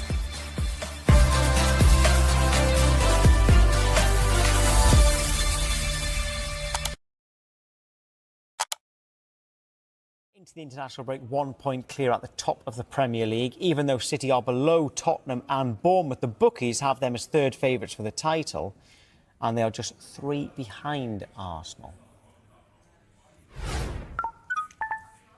Good morning to Charlie Austin. Right, that could all change in the coming weeks, we know that. Each club has 4 Premier League fixtures before the next set of international fixtures. Let's show them, actually, for Arsenal, Liverpool and Manchester City. Do you think that Arsenal will pull clear over these next few weeks? I do, because I think Arsenal will win their next 4 games up until the next international break. Fulham at home. Yes. Fulham away. Fulham away, so a tough test, but you'd expect them to win. Palace at home, they're solid at the Emirates, and if it was going at Palace, you could argue that the good run Palace have been on. Burnley away, you expect them to win, and Sunderland away, you expect them to win. So for me, I think it'd be 4 wins out of 4. Right, so you've got Arsenal with maximum points, so that means that they would 100% be top of the league. Of course. But then, if they're going to pull clear, where are Liverpool and Man City going to drop points? Remember that they don't have to play each other. Of course, and this is where I see it as I think Arsenal will win 4 out of 4, but I also think Liverpool and Man City will win their first 3 games. And then when they play against each other, I think it will be a draw. Which actually, although it would mean that Arsenal go a couple more points clear of both clubs, so they'd be 3 points clear of Liverpool rather than just the 1 at the moment. Liverpool and Man City, given that they've got to play each other, and given looking at those fixtures on paper, I think all 3 clubs, would you say that they'd all be fairly happy? Or would Man City be unhappy because they are at home to Liverpool? You'd have to say Man City would be unhappy because they're at home to Liverpool, but I think you'd, on the flip side of that, Liverpool will be looking at it, be going, well, we expect to win all 4 of them games. Man City will be expecting to win all 4 of them games. And we're only having this discussion because Man City and Liverpool are playing against each other. But I do think, come the next international break, Arsenal will extend their lead. Yes, there won't be a big gap or anything like that, but they will extend their lead and be title favourites, really. Well, let's talk about the Opta supercomputer, all right? It crunches all the numbers, it runs thousands of permutations, etc., and simulations to determine the most likely outcome. And they have got Arsenal at favourite at 44%, Liverpool 31%, and Manchester City at 14%. So they've got Arsenal as favourites. Who do you think are the biggest threat to Arsenal this season, Liverpool or Manchester City? I understand why they have Arsenal as favourites. I just think the percentages probably could come down a bit more because you can never rule out Manchester City. Liverpool will arguably be second favourites and will run them close, but it'll be tight. You can never rule out a Pep Guardiola team, a Man City team with that quality and with a goal scorer in their team that's showing the form that he did when he first came in the Premier League, Erling Haaland. It's hard to rule them out or not have them fully in contention to win the Premier League. There's loads of messages going along the bottom of the screen. There was one from Rick who said that the biggest threat to Arsenal is Arsenal themselves. Do you understand what he means? Yeah, but I understand what he means because and this has been the question over the last 1, 2, 3 years, that the question's always been they haven't got a goal scorer. They've been lucky with injuries. They haven't got the squad. Well, at the moment, they have built a squad. Mikel Arteta's built a squad big enough to deal with the amount of games that come and the demand of the Premier League. And look, they're showing that. They're rightly so at the top of the league. And the next 4 games are probably going to prove that their squad is strong enough and big enough to continue the fight all the way to the end. Most of these Liverpool and Manchester City players have won the Premier League before, crucially, and that's our poll at the moment, is who is the biggest threat to Arsenal. Like I just asked Charlie, is it Liverpool or Manchester City? At the moment, Liverpool with 54% just just beating Manchester City, and you were torn between the two, so I suppose that doesn't surprise you that it's not that far off 50-50. Because there's never going to be a big margin between them two, because Arsenal, you say number one, but then it's them two, and it is close between them two. That's the issue, that there's no defining figure where you're like, oh, Man City have the edge or Liverpool do. They are tight, and it's going to run all the way to the wire. And we're having this conversation in October, and it's only going to be going month after month after month, because we know the demand of the Premier League.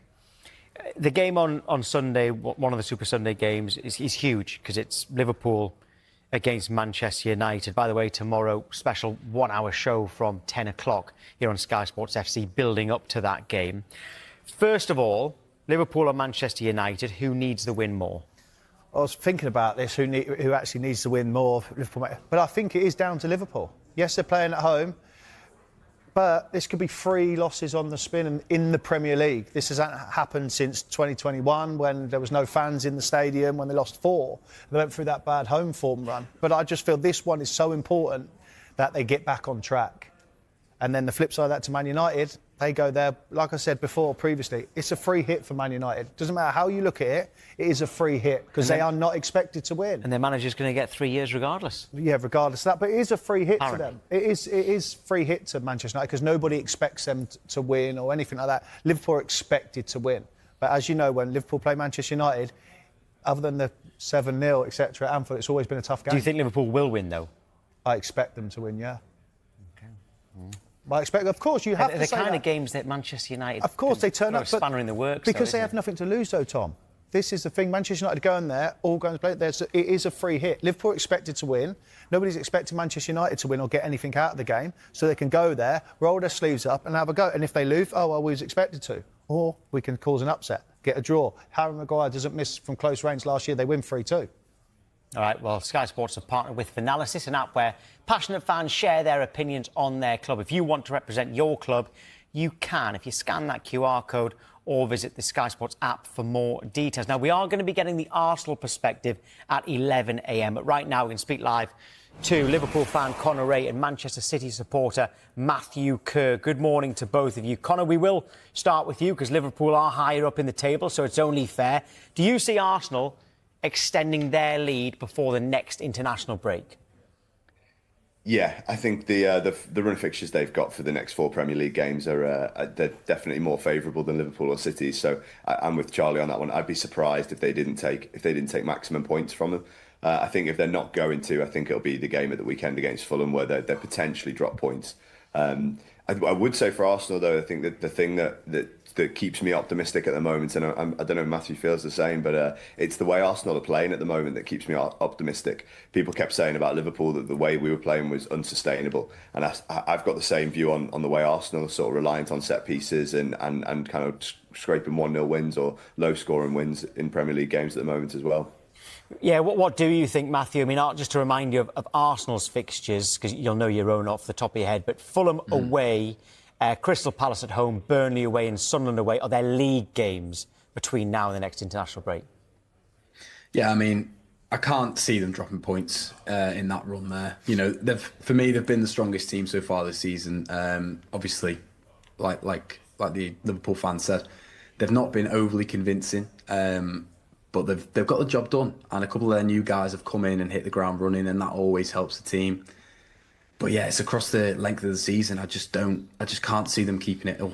I really can't. So we can bring up the fixtures actually for all 3 clubs, because Charlie's gone through them, and well, all 3 of you have actually got Arsenal down to get maximum points. So Conor, if you go through the Liverpool ones, then Matthew can go through the Manchester City ones, and we can work out how many points Arsenal will be clear, according to all of you. Liverpool then first, then Conor. Yeah, but I think similar to, as Charlie said, I think that United game on Sunday is a massive game for us. We have to win that one. And for me, it's not even so much about winning it, it's as much as it's the performance that we put in as well. If it's, if we manage to scrape a 1-0 win, then I'm worried about us going into Brentford and Villa as well, and definitely the City game. If we put in a decent performance and it looks like things start to click, then I've got us down to take maximum points in those. But then, of course, that City away fixture is the hardest one to predict out of the 4. So would you take a draw away at the Etihad? I probably would, yeah. Yeah, OK, but that's what Charlie had down as well. All right, Matthew, for Manchester City, where are you dropping points, if at all? Yeah, I mean, I think Everton isn't a tough game. Well, isn't an easy game. Sorry, I mean, but the fact that Jack Grealish won't be playing is a huge boost. Obviously he's been their main man so far this season, so I fancy us there. Villa away, it's no matter what Villa you face, I feel like that's always a bit of a difficult ground for City to go to. But the way things are at the moment, Villa struggling a little bit, City finding form. I fancy us.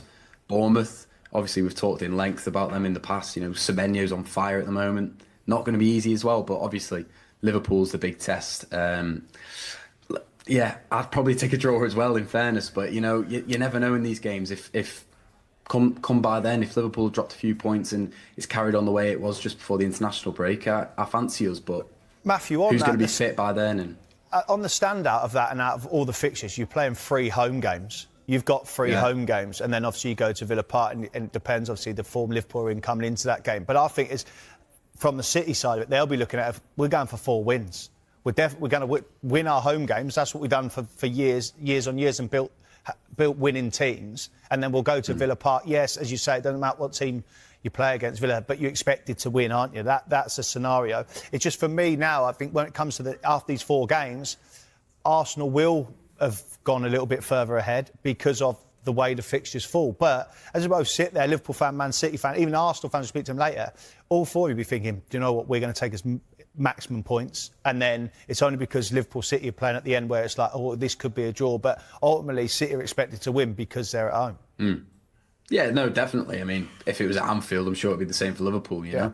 And we've got to, if we want to be serious about winning the title this year, you've got to win these big games. But for me, Liverpool have always been a real tough game. As we know over the years, there's been some amazing clashes. But even when City have been at their best and Liverpool haven't been quite up to their standards, they've still given us a really difficult time. So I know anything can happen in them games. But that's the only reason why I say we might drop points there. Matthew, on that as well, and the way he's performing and started nine Premier League guys is you have the best centre forward in the Premier League.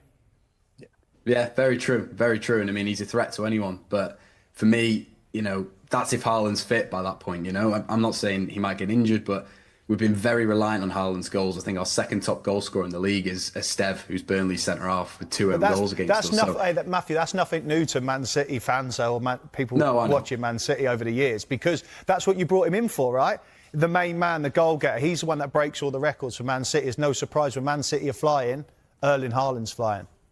Yeah, very true. And I suppose the way that Liverpool have been defending of late, Konate's been a bit all over the shop. The right back position's been a bit of a debate. I definitely fancy Haaland to have field day against Liverpool at the moment, but you never know what can happen in between now and then, Yeah, we just saw Foden scoring there as well. He's on form as well, right? Talking about Haaland, Connor brings us on to Isak. He did play 2 full games for Sweden, so there's the positive in terms of lacking match fitness. He probably isn't anymore, but he didn't score in those games. How worried are you that he hasn't found the back of the net properly yet?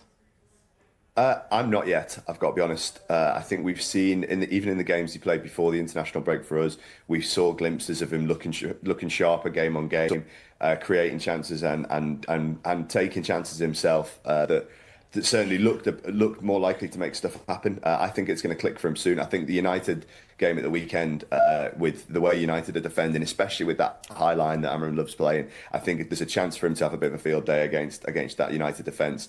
And from there, I think once he's got a couple in the Premier League, I think it's all confidence. He's too good a player to be in this kind of run of form for much longer. Connor, I'm with you, Connor. Like with too good of a player, confidence, being this run of form. And what a perfect time to do it, obviously, on Sunday against Manchester United at home. The thing is, it's the link-up player, and it's getting the connection, I guess, for the players. As I look at it now, Newcastle, and that's obviously was set up to play for Alexander Isak.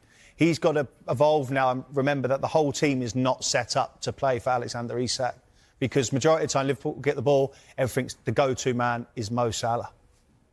Yeah, absolutely, and that's been the case the last few years. You're absolutely right, Charlie, and we've seen this season how that looks different for Salah already. Right, when not everything's going through him. I think without being disrespectful to Newcastle at all, I think the difference between Isak in this Liverpool team and that Newcastle team is the quality of the service he's going to get. If he's playing with, Salah on the right and the balls that Salah can put into him and Wirtz behind him, when he hits form again, and McAllister, Szoboszlai as well, that he's going to be getting more chances than he was getting in a Newcastle team, even though they were set up to treat him as kind of the star man, if you like. Just quickly more on that breaking news, though. Cole Palmer is out for another 6 weeks. Chelsea head coach Enzo Maresca has just been speaking to the media. Initially, Maresca said he was hoping Palmer would be back after the international break. I was wrong. Unfortunately, he needs to be out probably 6 more weeks.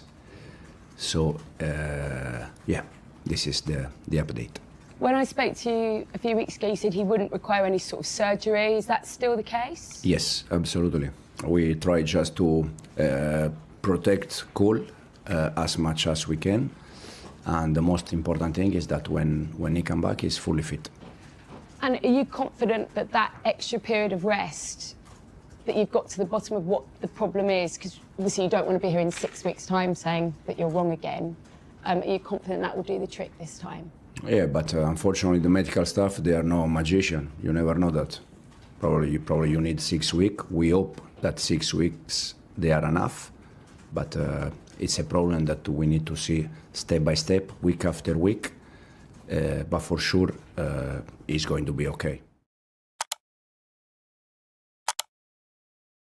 Their spot at next year's World Cup, but will Jude Bellingham be there? Thomas Tuchel has said he'll speak to the Real Madrid midfielder, but admitted there is no certainty over Bellingham's World Cup selection. Bellingham was a high-profile and somewhat controversial omission from the most recent England squad. Tuchel even admitted Bellingham had to be asked to be included, and the England boss was adamant there is no personal issue between him and the pair. The pair haven't met face-to-face since June, when Tuchel apologised for saying his mother is sometimes repulsed by Bellingham's behaviour on the pitch. So asked if he'd speak to Bellingham ahead of November's camp, Tuchel said, I guess so, why not? Of course, he is a big player, an important player. I'll speak to a lot of the guys and to the guys who get texts from me who are not in camp, because these players who are here now feel the reward, and it is necessary too that I stay in contact with the other guys. I don't doubt if we invite them, then we are sure that they will buy in. Otherwise, we will not invite them. Why would we? This is non-negotiable. I think there's an issue there, if I'm honest. I think that basically, to be very, very clear, I just think that the sort of kind of Tuchel's remarks back in June about, some of his antics on the pitch being repulsive, his mother found them repulsive, was, a step too far. It was a clumsy choice of words. He's apologised for it now, but I do think that it has had, consequences. You're going to be upset. There's no two ways about it. Jude Bellingham, in my mind, is England's best player. He elevates England from contenders to having an absolute massive chance to win the trophy next summer. I feel sure that Jude Bellingham, being such a talent, he's an absolute superstar, will be on the plane to the US next summer. One player who will be there, if fully fit, is England captain Harry Kane. He's opened up on his penalty heartbreak against France at the 2022 World Cup, saying it's the worst he's felt on a pitch. But he's determined to put things right and help England lift the trophy next year. Kane missed from the spot in the 84th minute of the quarter-final against France in Qatar as England were beaten 2-1, a moment Kane has described as the lowest point of his career. On that penalty miss, Kane said this, I'd say that was probably the worst that I felt in any moment. Obviously, I've lost finals before. To have that responsibility, you almost feel like it fell on my shoulders. I think that was the hardest part and process to take. I always try to learn from those moments. After that penalty, I went 31 without missing. I'm looking forward to the next World Cup to try to put that right, to try to go further, to try to lift the trophy as we all dream of doing. Those moments only shape you as a person, as a player, and it's definitely helped me to become a better player. He is a world-class goal scorer. 76 goals in 110 caps. Absolutely astonishing figures. It's also what he offers to the team as a leader on the pitch. I think he's grown in stature under Tuchel. They have a wonderful relationship. They have such a connection. He is scoring goals for fun this season. 21 for club and country, would you believe? We should be talking about Ballon d'Or kind of contention. He does so well in the kind of the first half of the season. We seem to have lost him sort of kind of either to injury or a little bit of, form or confidence or whatever going into tournaments in the past. If Harry Kane is at his best, fit and firing, I have absolutely no doubt that England can go such a long way in the United States.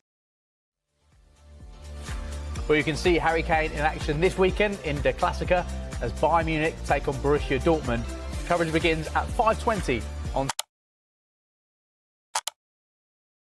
Conceded a goal. You can understand why Thomas Tuchel celebrated the way he did with his backroom staff. Yeah, absolutely. And you just, the old cliche, you just have to beat what's in front of you. And I think we've done it pretty well. And I think in the last few games, even though the opposition has been the kind of opposition we should be beating, I feel you have seen a little bit more energy in the passing. The pressing, obviously, is very good. People talking about, are we going to press in America because it might be hot? That's something we'll have to see when that comes around. But at the same time, in the games he's had, especially the last 2-3 games, you've seen progression in the way the players are playing with a little bit more intensity. Yeah, very professional, obviously, from the start of the group. Even tonight, there was again players coming off the bench and having an effect in the game. Pickford, good concentration levels. So all good habits the players have got into, and they're entitled to enjoy these moments. As you said, it's getting to the World Cup. There's bigger challenges ahead, but they've done what they've had to do. Very professional, very ruthless, very effective. Yeah. This job done, and the players will know that. They don't have to discuss this. Oh, you got bigger tests to come. They know that. They're aware of anybody else. You know what this is like. You do all your stuff you do club level. That's brilliant. But to qualify for a World Cup, we all played in the garden pretending it was a World Cup when we were kids. Very few of us, i.e. you, went and actually did it. So how special is that individually think, I'm going to go to the World Cup? Well, it's fantastic, yeah. Because when you're a kid growing up, we always talk about it, whether it be you want to play in FA Cup finals or you go to the World Cup and go and enjoy it. And but again, they know they have bigger tests to come. And when the draw came out, we knew they were going to top the group. But the way they've done it, very, very comfortable. They'll find their way to North America by hook or by crook next, some of the England fans. And actually, it was quite a nice exchange with Thomas Tuchel, where basically the fans were taking the mickey out of Tuchel for what he said the other night. And he responded. And I think there's quite a good bond between the two at the moment, actually, the support and the team in that sense. And of course, with the team doing as well as they're doing, it's a lot easier. If it was more difficult group and it weren't so comfortable, I'm sure it'd be different. But the England fans are good like that, especially the away fans. You've seen them travelling there, knowing that it's nearly done, but they'll still go there and support the team. And again, you have to give credit to the team because with the new manager, I've come with the new managers, they're getting into the way he wants to play, his ideology, how he wants to play, and it seems to be okay at the moment. But again, we have to see when we get better opposition. 2 more qualifiers. Then 2 friendlies in the spring, then the squad announcement, then 2 friendlies out probably in North America somewhere, then the World Cup. In other words, only 4 games to go till the World Cup squad is announced. Yeah, and that's going to be one of the problems for England over the next few months. There'll be a lot of speculation because we end up talking a lot because the games weren't that interested in that sense. It was easy, so people are not going to be focused on who's going to pick, who the manager's going to pick. The players are going to be left out. Some quality players like Palmer, Bellingham. So there's going to be lots of negativity over the next few months in terms of who's the manager going to play. But I always say, with them type of options, they're high-class problems for the manager. But he'll have difficult decisions over the next few months. But he looks like a manager that he won't lose any sleep over that, will he? If he's got to leave player A or player B out, it's not going to worry him. He doesn't have to. When the team is performing like that, it doesn't matter who you're leaving out. If the players are turning up and performing like that, and they do look like a happy camp. But when you're winning every game, it does help. But as we said, we keep saying it, the bigger tests are yet to come. What did you make of the fans tonight? There was a few cheeky exchanges, weren't there? Especially early on. Are we loud enough for you? Yeah. So got some stick in the first half. Fair enough, and well done. Good sense of humour and no problem. Were they loud enough for you? Yeah, it was brilliant support from start to finish. I think that's the value of having managed in England before. Gets our sense of humour up to a point that the fans are going to have a bit of fun with it. At the same time, away fans are a lot different to home fans. The away fans, they're going out, they're going to support you, whatever. So he's lucky he's got the away fans there. When you look at the England squad, defensively, certainly centre-halves pretty much pick themselves. There's quite a lot to discuss with fullbacks. Could they just do with a little bit more embroidering in the attacking positions where the games are likely to be won in America? So I'm thinking, if you're Bellingham, if you're Foden, if you're players like that, if you're Cole Palmer, this is the challenge for them to get into this. Yeah, squad. certainly over the next few months, what they're doing, obviously at club level, the next few international matches. But I've never heard a manager talk so much about what happens in training. I know he's only got him for a week or so. So it's definitely their attitude around the place. That's key for him. Obviously, we could talk about Palmer all day, Grealish, Foden. These players are talented. Rashford left out. They've got all that talent. It's what they do in terms of training, their attitude, out of possession. He spent a couple of seconds there talking about Harry Kane running back. Forget the fact he scored a couple of goals. So that's such an important part of the package. So whatever these players are bringing to the party, it's got to be, the balance of the team has got to be right, or else whatever talent they have, they won't be involved. I'm trying not to say a good tourist, but actually that's what he's saying, isn't it? You need a good tourist. The World Cup's even longer next year. Yeah, but it's great that that's his message to the players. From day one when he got the job, he spoke about the training, being around the squad, mentioned the World Cup, being away for 5-6 weeks, obviously with the friendlies on top of that. He's obsessed with that. Yeah. So your talent, being anything, you're obviously talented, but if you're not bringing other bits to the party, you will not be involved. It's a good observation, Royce, because you can see that he wants to see the people he wants to have around him for that tournament. Because let's face it, you look at our group, we look like we're going to qualify. So yeah, his main focus is on the players that he can identify that's going to help him. To try and win the tournament. But as Roy says, particularly with those two friendlies beforehand, you could be talking about 6-7 weeks away from home altogether. Yeah. That can get quite claustrophobic, can't it? Quite suffocating. Yeah, it's fine for usually the starting 11 are quite contented. Yeah. It's how the other lads deal with the setbacks in terms of attitude to training, being around the hotel, if they're coming off the bench, what kind of attitude they have. And but at the moment, obviously, they're a happy camp. You're off to a World Cup. Well, England are off to a World Cup. How do you sum up tonight in the qualifying campaign overall? I think it's been top from start to finish. The manager said then in the change room we haven't conceded a goal. I think every performance, the commitment to the camps, just the vibe, the attitude, everyone's give everything, and I think you see that on the pitch. What have England found, especially in the last couple of camps? I think it's that togetherness. You can see it on the pitch. We're fighting, we're giving absolutely everything for each other. Which can be difficult in an international environment because lads are coming from everywhere. We don't see each other very often, and I think the manager and the staff have really homed in on creating that, and it's paid off. And how important is this system and sticking with a relatively consistent team? That must feel good.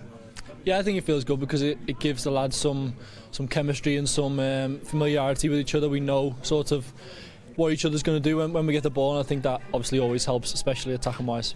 Is there a better striker out there in world football than Harry Kane? Certainly not. Not right now. I think the goals he scored, and he can score from anywhere. I think his goal today with his left foot, you don't even think it's a shot that's on, and the next minute it's in the bottom corner. He's world class. Like I said the other day, and we presser. But you started it. How pleasing was that goal? Yeah, good. I should have scored the other day at Wembley, so I've been practicing, particularly on that exact finish and training. So I want to thank Dean Henderson for taking the time to be in goal for me. Practice makes perfect. Well done, Anthony Gordon, his second England goal in 16 appearances. And well done, England. Should never take it for granted, should you? Qualifying for a World Cup. It's a big deal. Not. Yeah, all credit to England. Throughout the group stages again, not conceding a goal, the goals they've scored, really good attitude. Yeah. The thing is, England's a tournament team as well, so when we get to the tournament, we know how to deal with it. Oh yeah, we know that. We'll see what happens.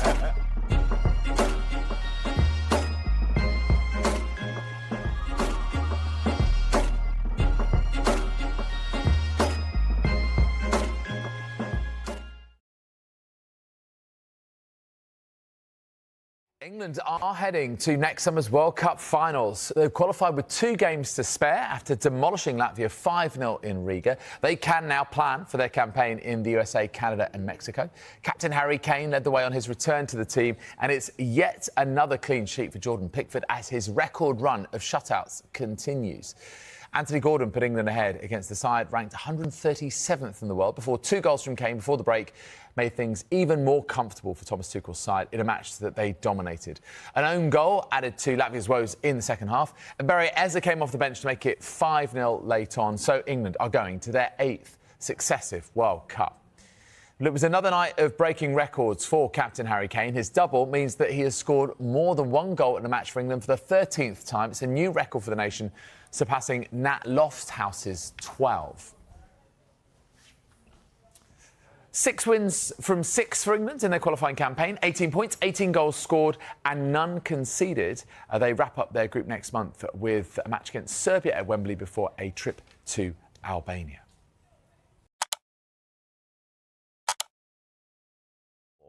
how surprised have you been with their drop in form?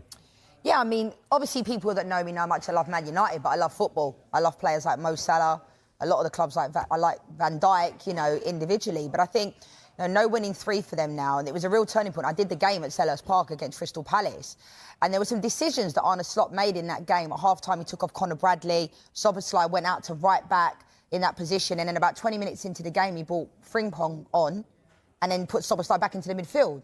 Now, he took out Wirtz in the last game, which everyone's been talking about. You know, he needs to come out the team. He's trying to...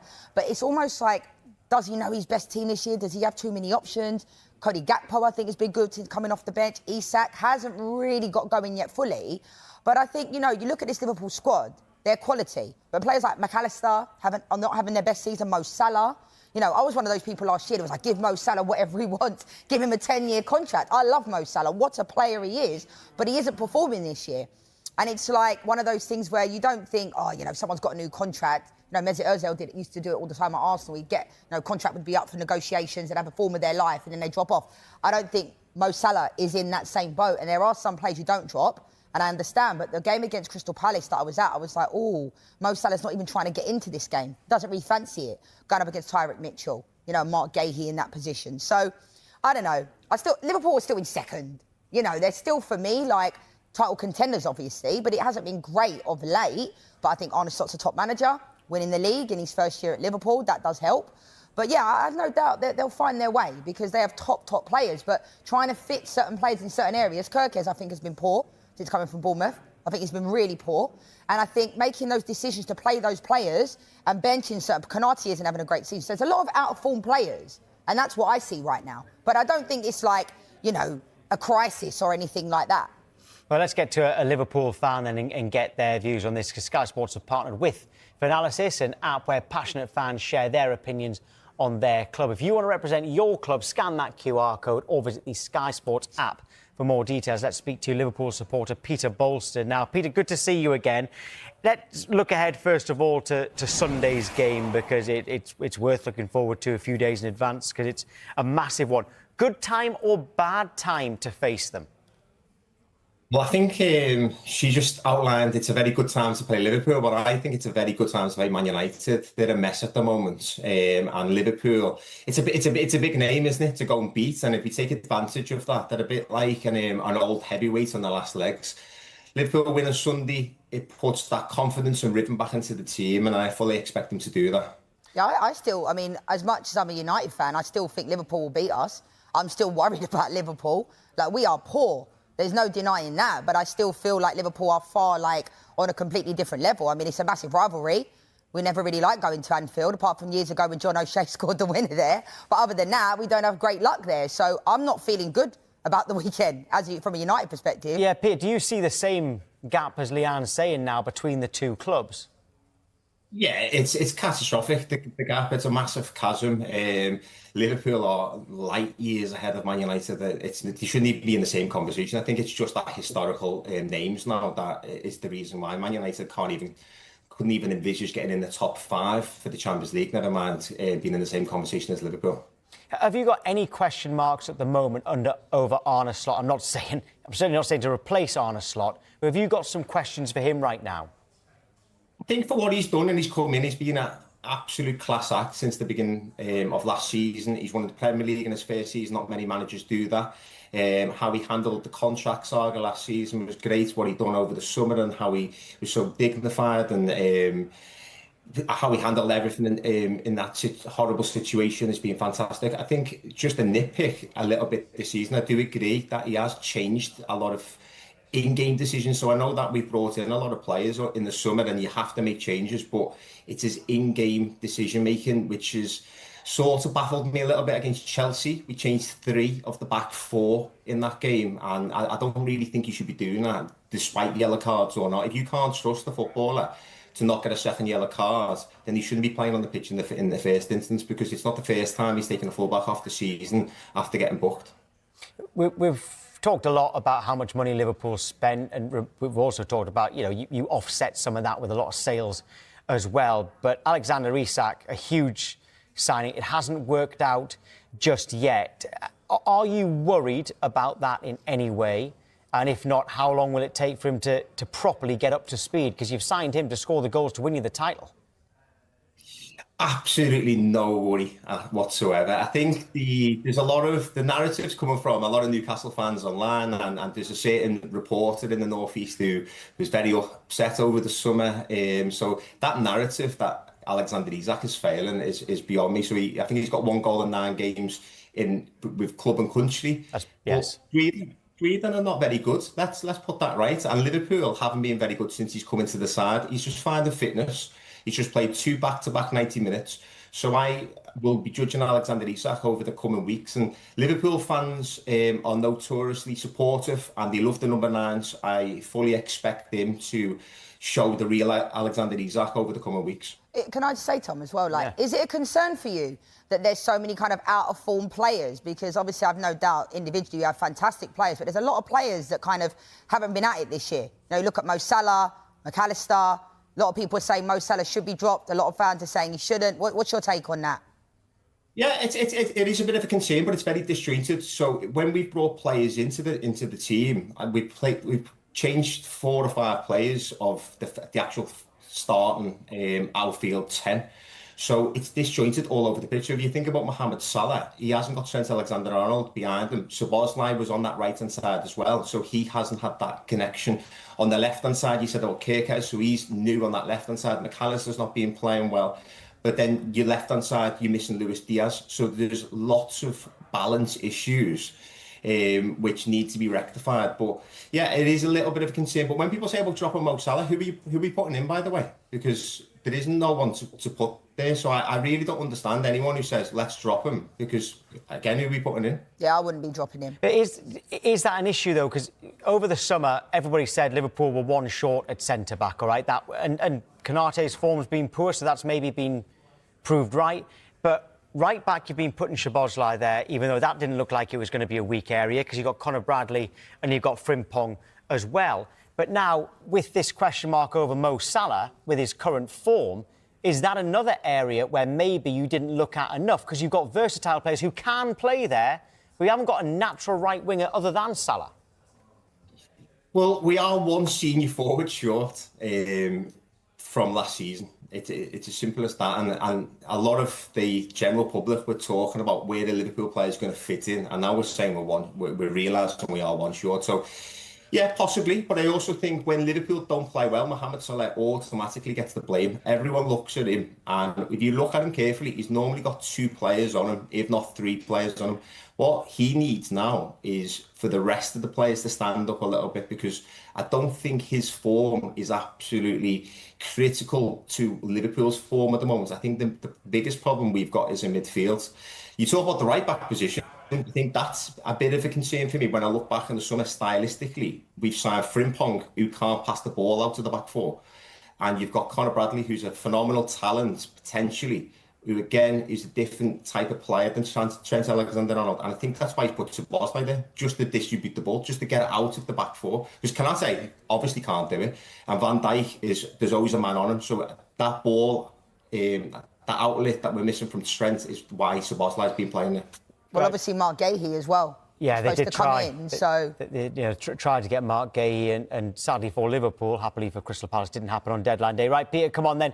I was going to say your prediction for Sunday, but I suppose I better say, how many do you think you're going to win by on Sunday? Calm down, jeez. It's always a horrible game against Man United. We've had some big scorelines, but for me, I just want Liverpool to control the game, because no matter what we've done this season, we haven't controlled the game from start to finish. So if we win 2-0 and we control the game, that'll do me. So I'm thinking of a Super Sunday where I was a kid, Robbie Fowler banging in 2. If Isak can do the same on Sunday, that'll do.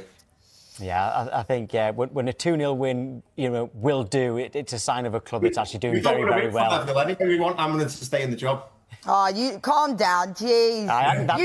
We've let him get a final dig in there, at you, Leah. I know he's already said we can't be mentioned in the same breath. As much as I'm, worried about the weekend, I'll never back against Man United, ever. I think my head and my heart's telling me 2 different things, Tom. Go on then, what's your head saying? Man United 2-1. And heart? 3-1. Not going to say. More retraction.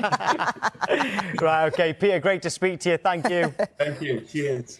By the way, we've got much more build-up to the game at Anfield because on Friday we're going to bring you a 1-hour special, Sky Sports FC dedicated to the big talking points ahead of that game. It's well worth building up to. The match at Anfield coverage starts at 4 p.m. Super Sunday, live on Sky. Right, OK, Cristiano Ronaldo set another record last night, scoring twice for Portugal against Hungary to reach 41 goals in World Cup, qualifies more than any other player in the men's game. He's now on 948 career goals as he chases that 1,000 goal milestone. It's incredible reading that out loud, isn't it, Leanne? If he reaches 1,000 career goals, is it the greatest individual achievement in the history of football? Greatest individual achievement? Yes, I think so. I mean, you know how much I love. Anyone that knows me knows how much I love Cristiano Ronaldo. I get into a lot of debates over whether he's the GOAT or not. I love Messi. Who wouldn't? But for me, maybe because I'm a Man United fan, Cristiano Ronaldo has done it in every single league he's played in. Real Madrid with Spain, Juventus, Italy, Manchester United, you know, and it's like, I don't know, I just think with this player, he's really, really, really addicted to his craft. You know, he does everything right, looks after himself, and there's a reason why he's still continuing to be able to perform at these levels. I mean, I was gutted how it ended at Manchester United with him, and I was absolutely gutted, and I think that just looks at, for me, the toxicity that's been at Man United for a long time. Which player's gone there and thrived? People say, oh, he didn't press from the front of Man United. Who cares? Who cares? Look at this guy. Like, I just think some people just don't give him the respect he deserves, and I don't know what more he can do. When I have the debate over him or Messi, people say, oh, you know, Messi, he wasn't a born footballer. Like, naturally, Cristiano Ronaldo's had to work on it. Well, there's neither here nor there. Apples and oranges, do you know what I mean? Like, they're both quality and great players, and we'll never recreate this player, and we'll never recreate again in my generation. Previously, obviously, Maradona, Pele, the argument could go on the greatest ever. We have to also look at these two players that we'll never see replicated again. The Ballon d'Or over the last 3 years has been questionable, hasn't it, over who's won it. Rodri, you know, those types. Rodri, fantastic player, but they're not at the levels of Cristiano. We should mention that a player did claim to get 1,000 goals. Romario, the former Brazil striker, said he got his 1,000th career goal in May 2007. However, he did admit it included friendlies, youth football and testimonials. Cristiano Ronaldo, if he gets to 1,000, that will be in official games, all right, just in case anybody looks that up and sees Romario as 1,000 goals. What's more important, getting to 1,000 goals or winning the Ballon d'Or? Winning the Ballon d'Or. I think, no, not taking away the achievement, but I think if you ask Cristiano Ronaldo, would you rather win a Ballon d'Or again or get to 1,000, he'd say win a Ballon d'Or because of what it means. Those accolades individually, like, it doesn't get bigger than that, does it? Being the crowned the greatest player during that season, during that time, and him and Messi flip-flopped over the years. So for me, like, no doubt, 1,000 goals is an unbelievable achievement. I think the Ballon d'Or, like, you can't compare that for me, Tom. Should we put this into context as well? If you look at the best strikers in the world right now, we've already talked about Cristiano Ronaldo there, but if you add in Harry Kane, who've been talking about, Kylian Mbappe as well, and Erling Haaland, we can look at where they are right now, actually. So Cristiano Ronaldo's got 948 goals. Harry Kane is there with 475. I mean, these are all quality players, and yes, they're all younger than Cristiano Ronaldo, but still, it just shows. I mean, look at the difference. So when you're saying that no one's quite in that level of Ronaldo, and you mentioned Messi as well, that proves it. It does, and it's not like he's gone to Saudi Arabia and scored 500 goals in one league. Do you know what I mean? In a league that people don't seem to respect as much. He's done it at the highest level, Tom, in the biggest games. I mean, those 4 players you've got in there, I love all of them, you know, but I just don't think we will ever see another Cristiano Ronaldo reach these levels. And I think we have to be grateful that we've been part of this generation of a footballer, along with Lionel Messi, because the numbers, I mean, Dembele's won the Ballon d'Or this year. Lamine Yamal will probably win it next year. And I think we'll consistently every single year say, OK, well, it could be Yamal, it could be Dembele, it could be Rodri. Do you know what I mean? Whereas with these two players, especially Cristiano, it was one or the other. If you liked Ronaldo, you go with him. If you like Messi, you go with him. It would just flip-flop. And they did it for like 10 to 15 years. It is unheard of. And I just feel really blessed that, you know, I can't say enough about this guy. You know, I will go so far, we're debating people all the time over Cristiano Ronaldo because a majority of the people prefer Messi, but can't we like both of them and appreciate both of them? The greatness. So, but he's my GOAT. He's my GOAT. Doesn't have to be your GOAT. He's my GOAT. This show is all about opinions. You've just given yours very, very well. Leanne, right, Wolves fans, we want you to get in touch. How worried are you about your team's chances of avoiding Premier League relegation? We'll discuss that next. Two numbers don't lie, powered by SofaScore. Of course, you know for the next hour we're going to be driving you through the biggest footballing conversations around the world. And I know, they always turn around and talk about these narratives, right? And how do you back it? Well, the only way we back it here on Numbers Don't Lie, with stats, facts to back up all of the chat. I'm your host, JD Dyer, and I know the footballing world is very, very decisive, right? In terms of the conversations that's around the world. And nobody's a bigger topic than this guy right here. Vinicius Jr., Vinny Jr., the number 7 that reps Brazil, and of course the Real Madrid Galactico. So many people have the question mark around him. Is he still elite? Well, I'll tell you who I know is definitely elite, since we're going to be diving into these football discussions. An international footballer in his own right, a Wake Forest legend, and my brother from another. Mike LaHoo, let's roll, baby. What's up, Are you ready for Numbers Don't Lie? Man, thanks for having me in. I'm born ready. Oh, I like this. I like this. You know what I like about Mike? His first touch is always ready. So I'm going to give you the first touch straight away. You see the conversation, you see it opening up from the jump. Vinny Jr., is he still the elite footballer that was once second in the Ballon d'Or and, of course, was on the mouths of everybody as one of the best players in the world? He's back, and he's on his way to getting back to those levels, in my opinion. I know a lot of people are at home thinking, what's this guy on? I'm about to show you, because a good Vinny is an even better Real Madrid, and we're going to see it more this season. Ooh, Mike, you start off with some flames. Okay, take me through it then. Yeah. You break it down for me. Look, 23, 24, I mean, this guy was robbed of the Ballon d'Or, and when you look at the 24 goals, that's the biggest one, right? Of those 24 goals, it's all about the Champions League when it comes to this badge and this man. He had 6 goal contributions in the knockout round, which was the most in the campaign, and him, Jude, that combination, Batman, Robin, cooked to put the star on the badge and Vinny into another stratosphere. The minutes per goal, that's insane, especially in the back half of the season. It felt like every single time, every big match, he was banging in goals, the shots, but the biggest thing is a SofaScore rating. I thought that would be a bit higher. I think the slower start to the season for him, I'll give him a bit more than that with the benefit of the doubt, given the better finish at the end of the season. I like it. You know what? When you think and reflect upon this season, it's incredible. You look at the goal conversion. He was phenomenal this year. I mean, the big chances created, the touches in the box, especially the goal contribution there. It felt like you were getting the best version of Vinny Jr. But I'm going to ask you the question again, and it's going to be a common theme throughout this. So is this player elite right now when you see the way that he ranks up against other wingers in the top 5 leagues? I mean, he's definitely well in the conversation, and this is in top 5 leagues, but when it comes to the biggest games and the biggest competitions, that is where you judge Vinicius Jr.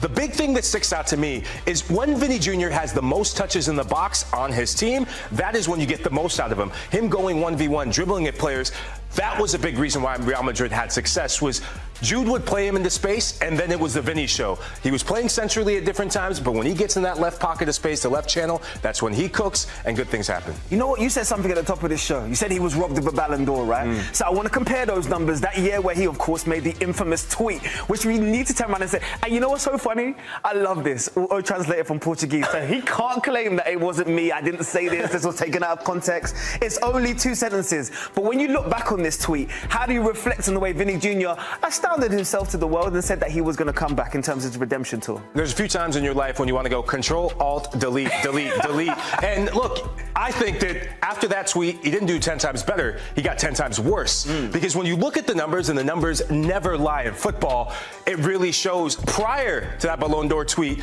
the minutes per goal, that's the biggest thing that dropped off. And that tells me that's a player in the final third that's lacking confidence. And it really shows more in the numbers. The goal conversions, prior to that Ballon d'Or snub, he had 12 goals that he scored, which is the best start to a season in a campaign he's ever had in his career. So this guy's thinking, I'm going to get the biggest prize in world football, then the domino effect. And yes, JD, we're going back to touches in the box per game.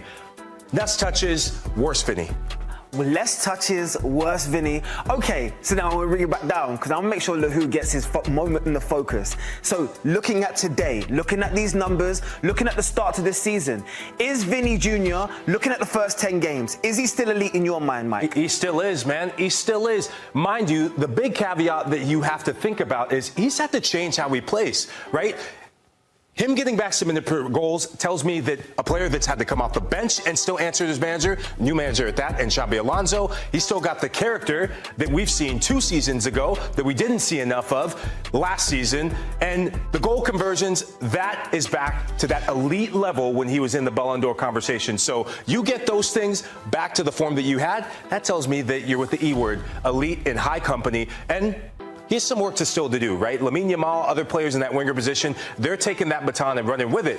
But Vinny's gaining ground, gaining that sense of confidence. And when you go back to the match that Madrid got embarrassed at, who's one that showed up alongside Mbappe? Vinny Jr. with the assist. Oh, I'm going to keep pushing the button. I like this. I like the way you're going with this. Narrative and conversation is all a part of when we talk about here on Numbers Don't Lie. But the other part of his game, which sometimes doesn't always get recognised, is the way he contributes for others. Maybe that's why you're seeing a tactical tweak. So when you see his numbers, Mike, in terms of his assists, big chances created, the key passes, what do you feel that these stats show you?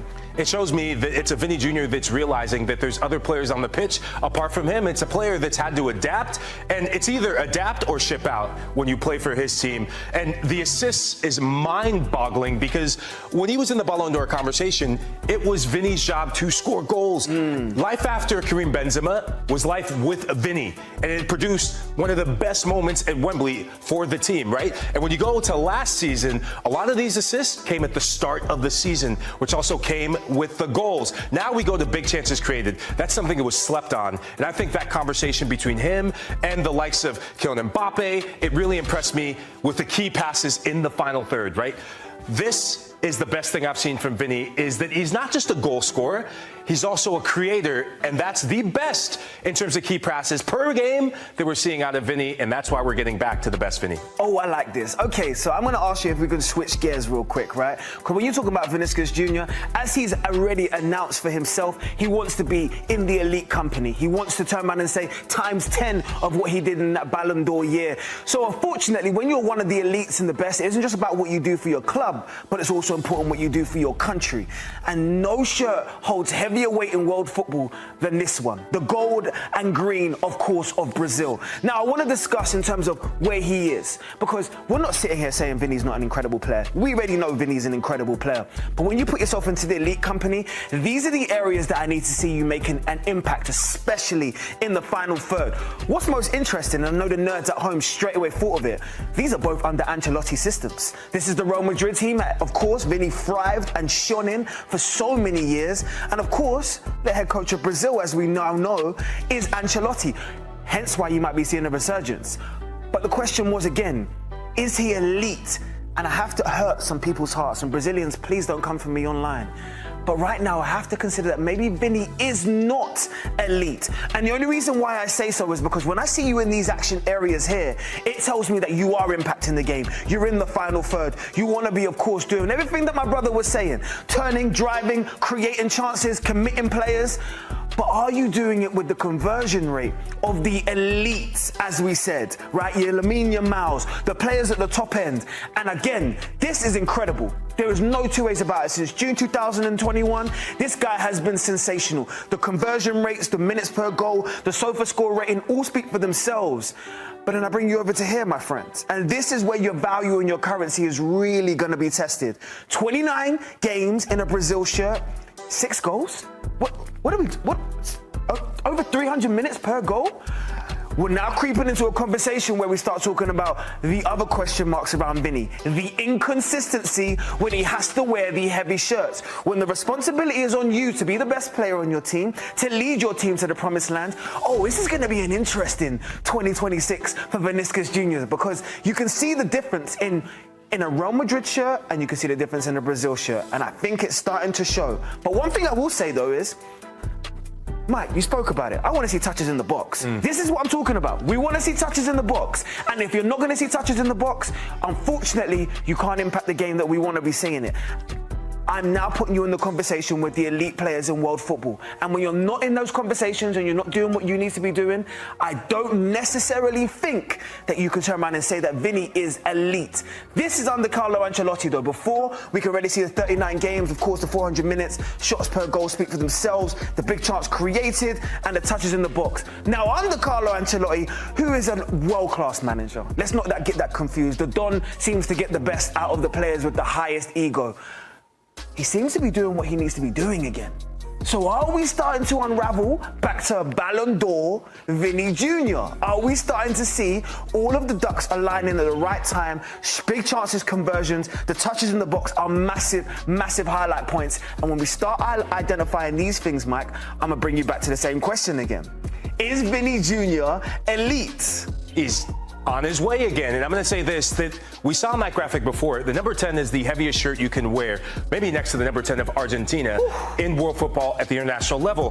What Carlo Ancelotti did, and it's a sign of a manager who knows his player, he gave him the number 10 jersey when they won against Paraguay. It was a massive win. It was his first win as a manager, and Vinny got the match-winning moment, the match-winning goal. And so that was kind of the Kickstarter for him in terms of getting that swagger, getting that samba, getting that little But as you said and I said, pointed out, Vinny getting more touches in the box. And we're seeing the domino effect. You go to the recent matches, right? The recent match against South Korea. Vinny and Rodrigo, they're now combining. I mean, they're on the score sheet in terms of goals and assists. But the big thing for me, when you put it all together, is you get shots and you reduce the minutes per goal. Touches in the box, minutes per goals, and shots for Vinny, that is back to elite levels.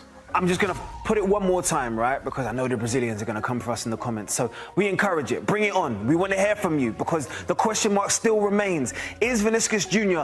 elite today, at this moment? And I'm going to ask you one more time, Lahu, before we throw to action, just one more time.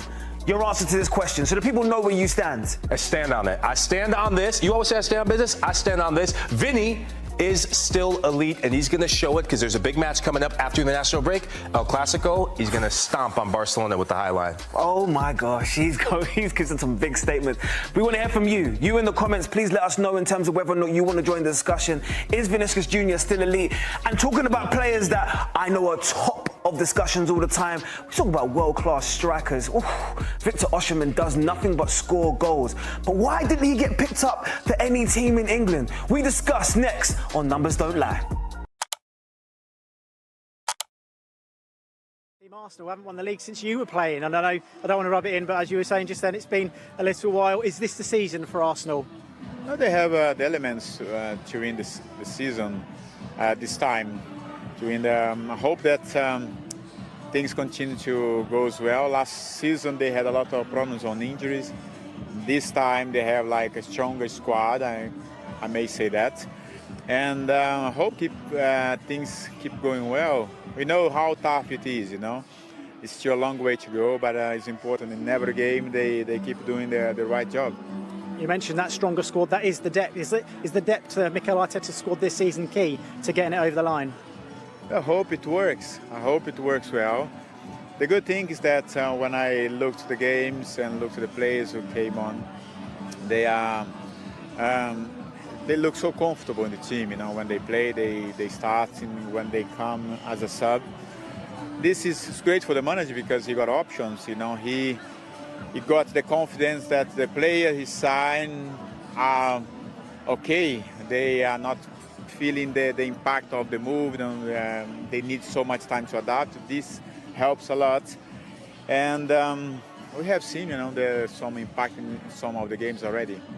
We saw an incredible goal for England in the week from Bukayo Saka. 100 goal involvements in 200 appearances for the club now. He's quite a special player, isn't he? Yeah, Bukayo is special, and everyone loves him, and I'm very happy for him. You know, I watched the goal. It was a lovely goal, by the way. Hope he keeps scoring also for Arsenal to the end of the season to fight Arsenal for the title.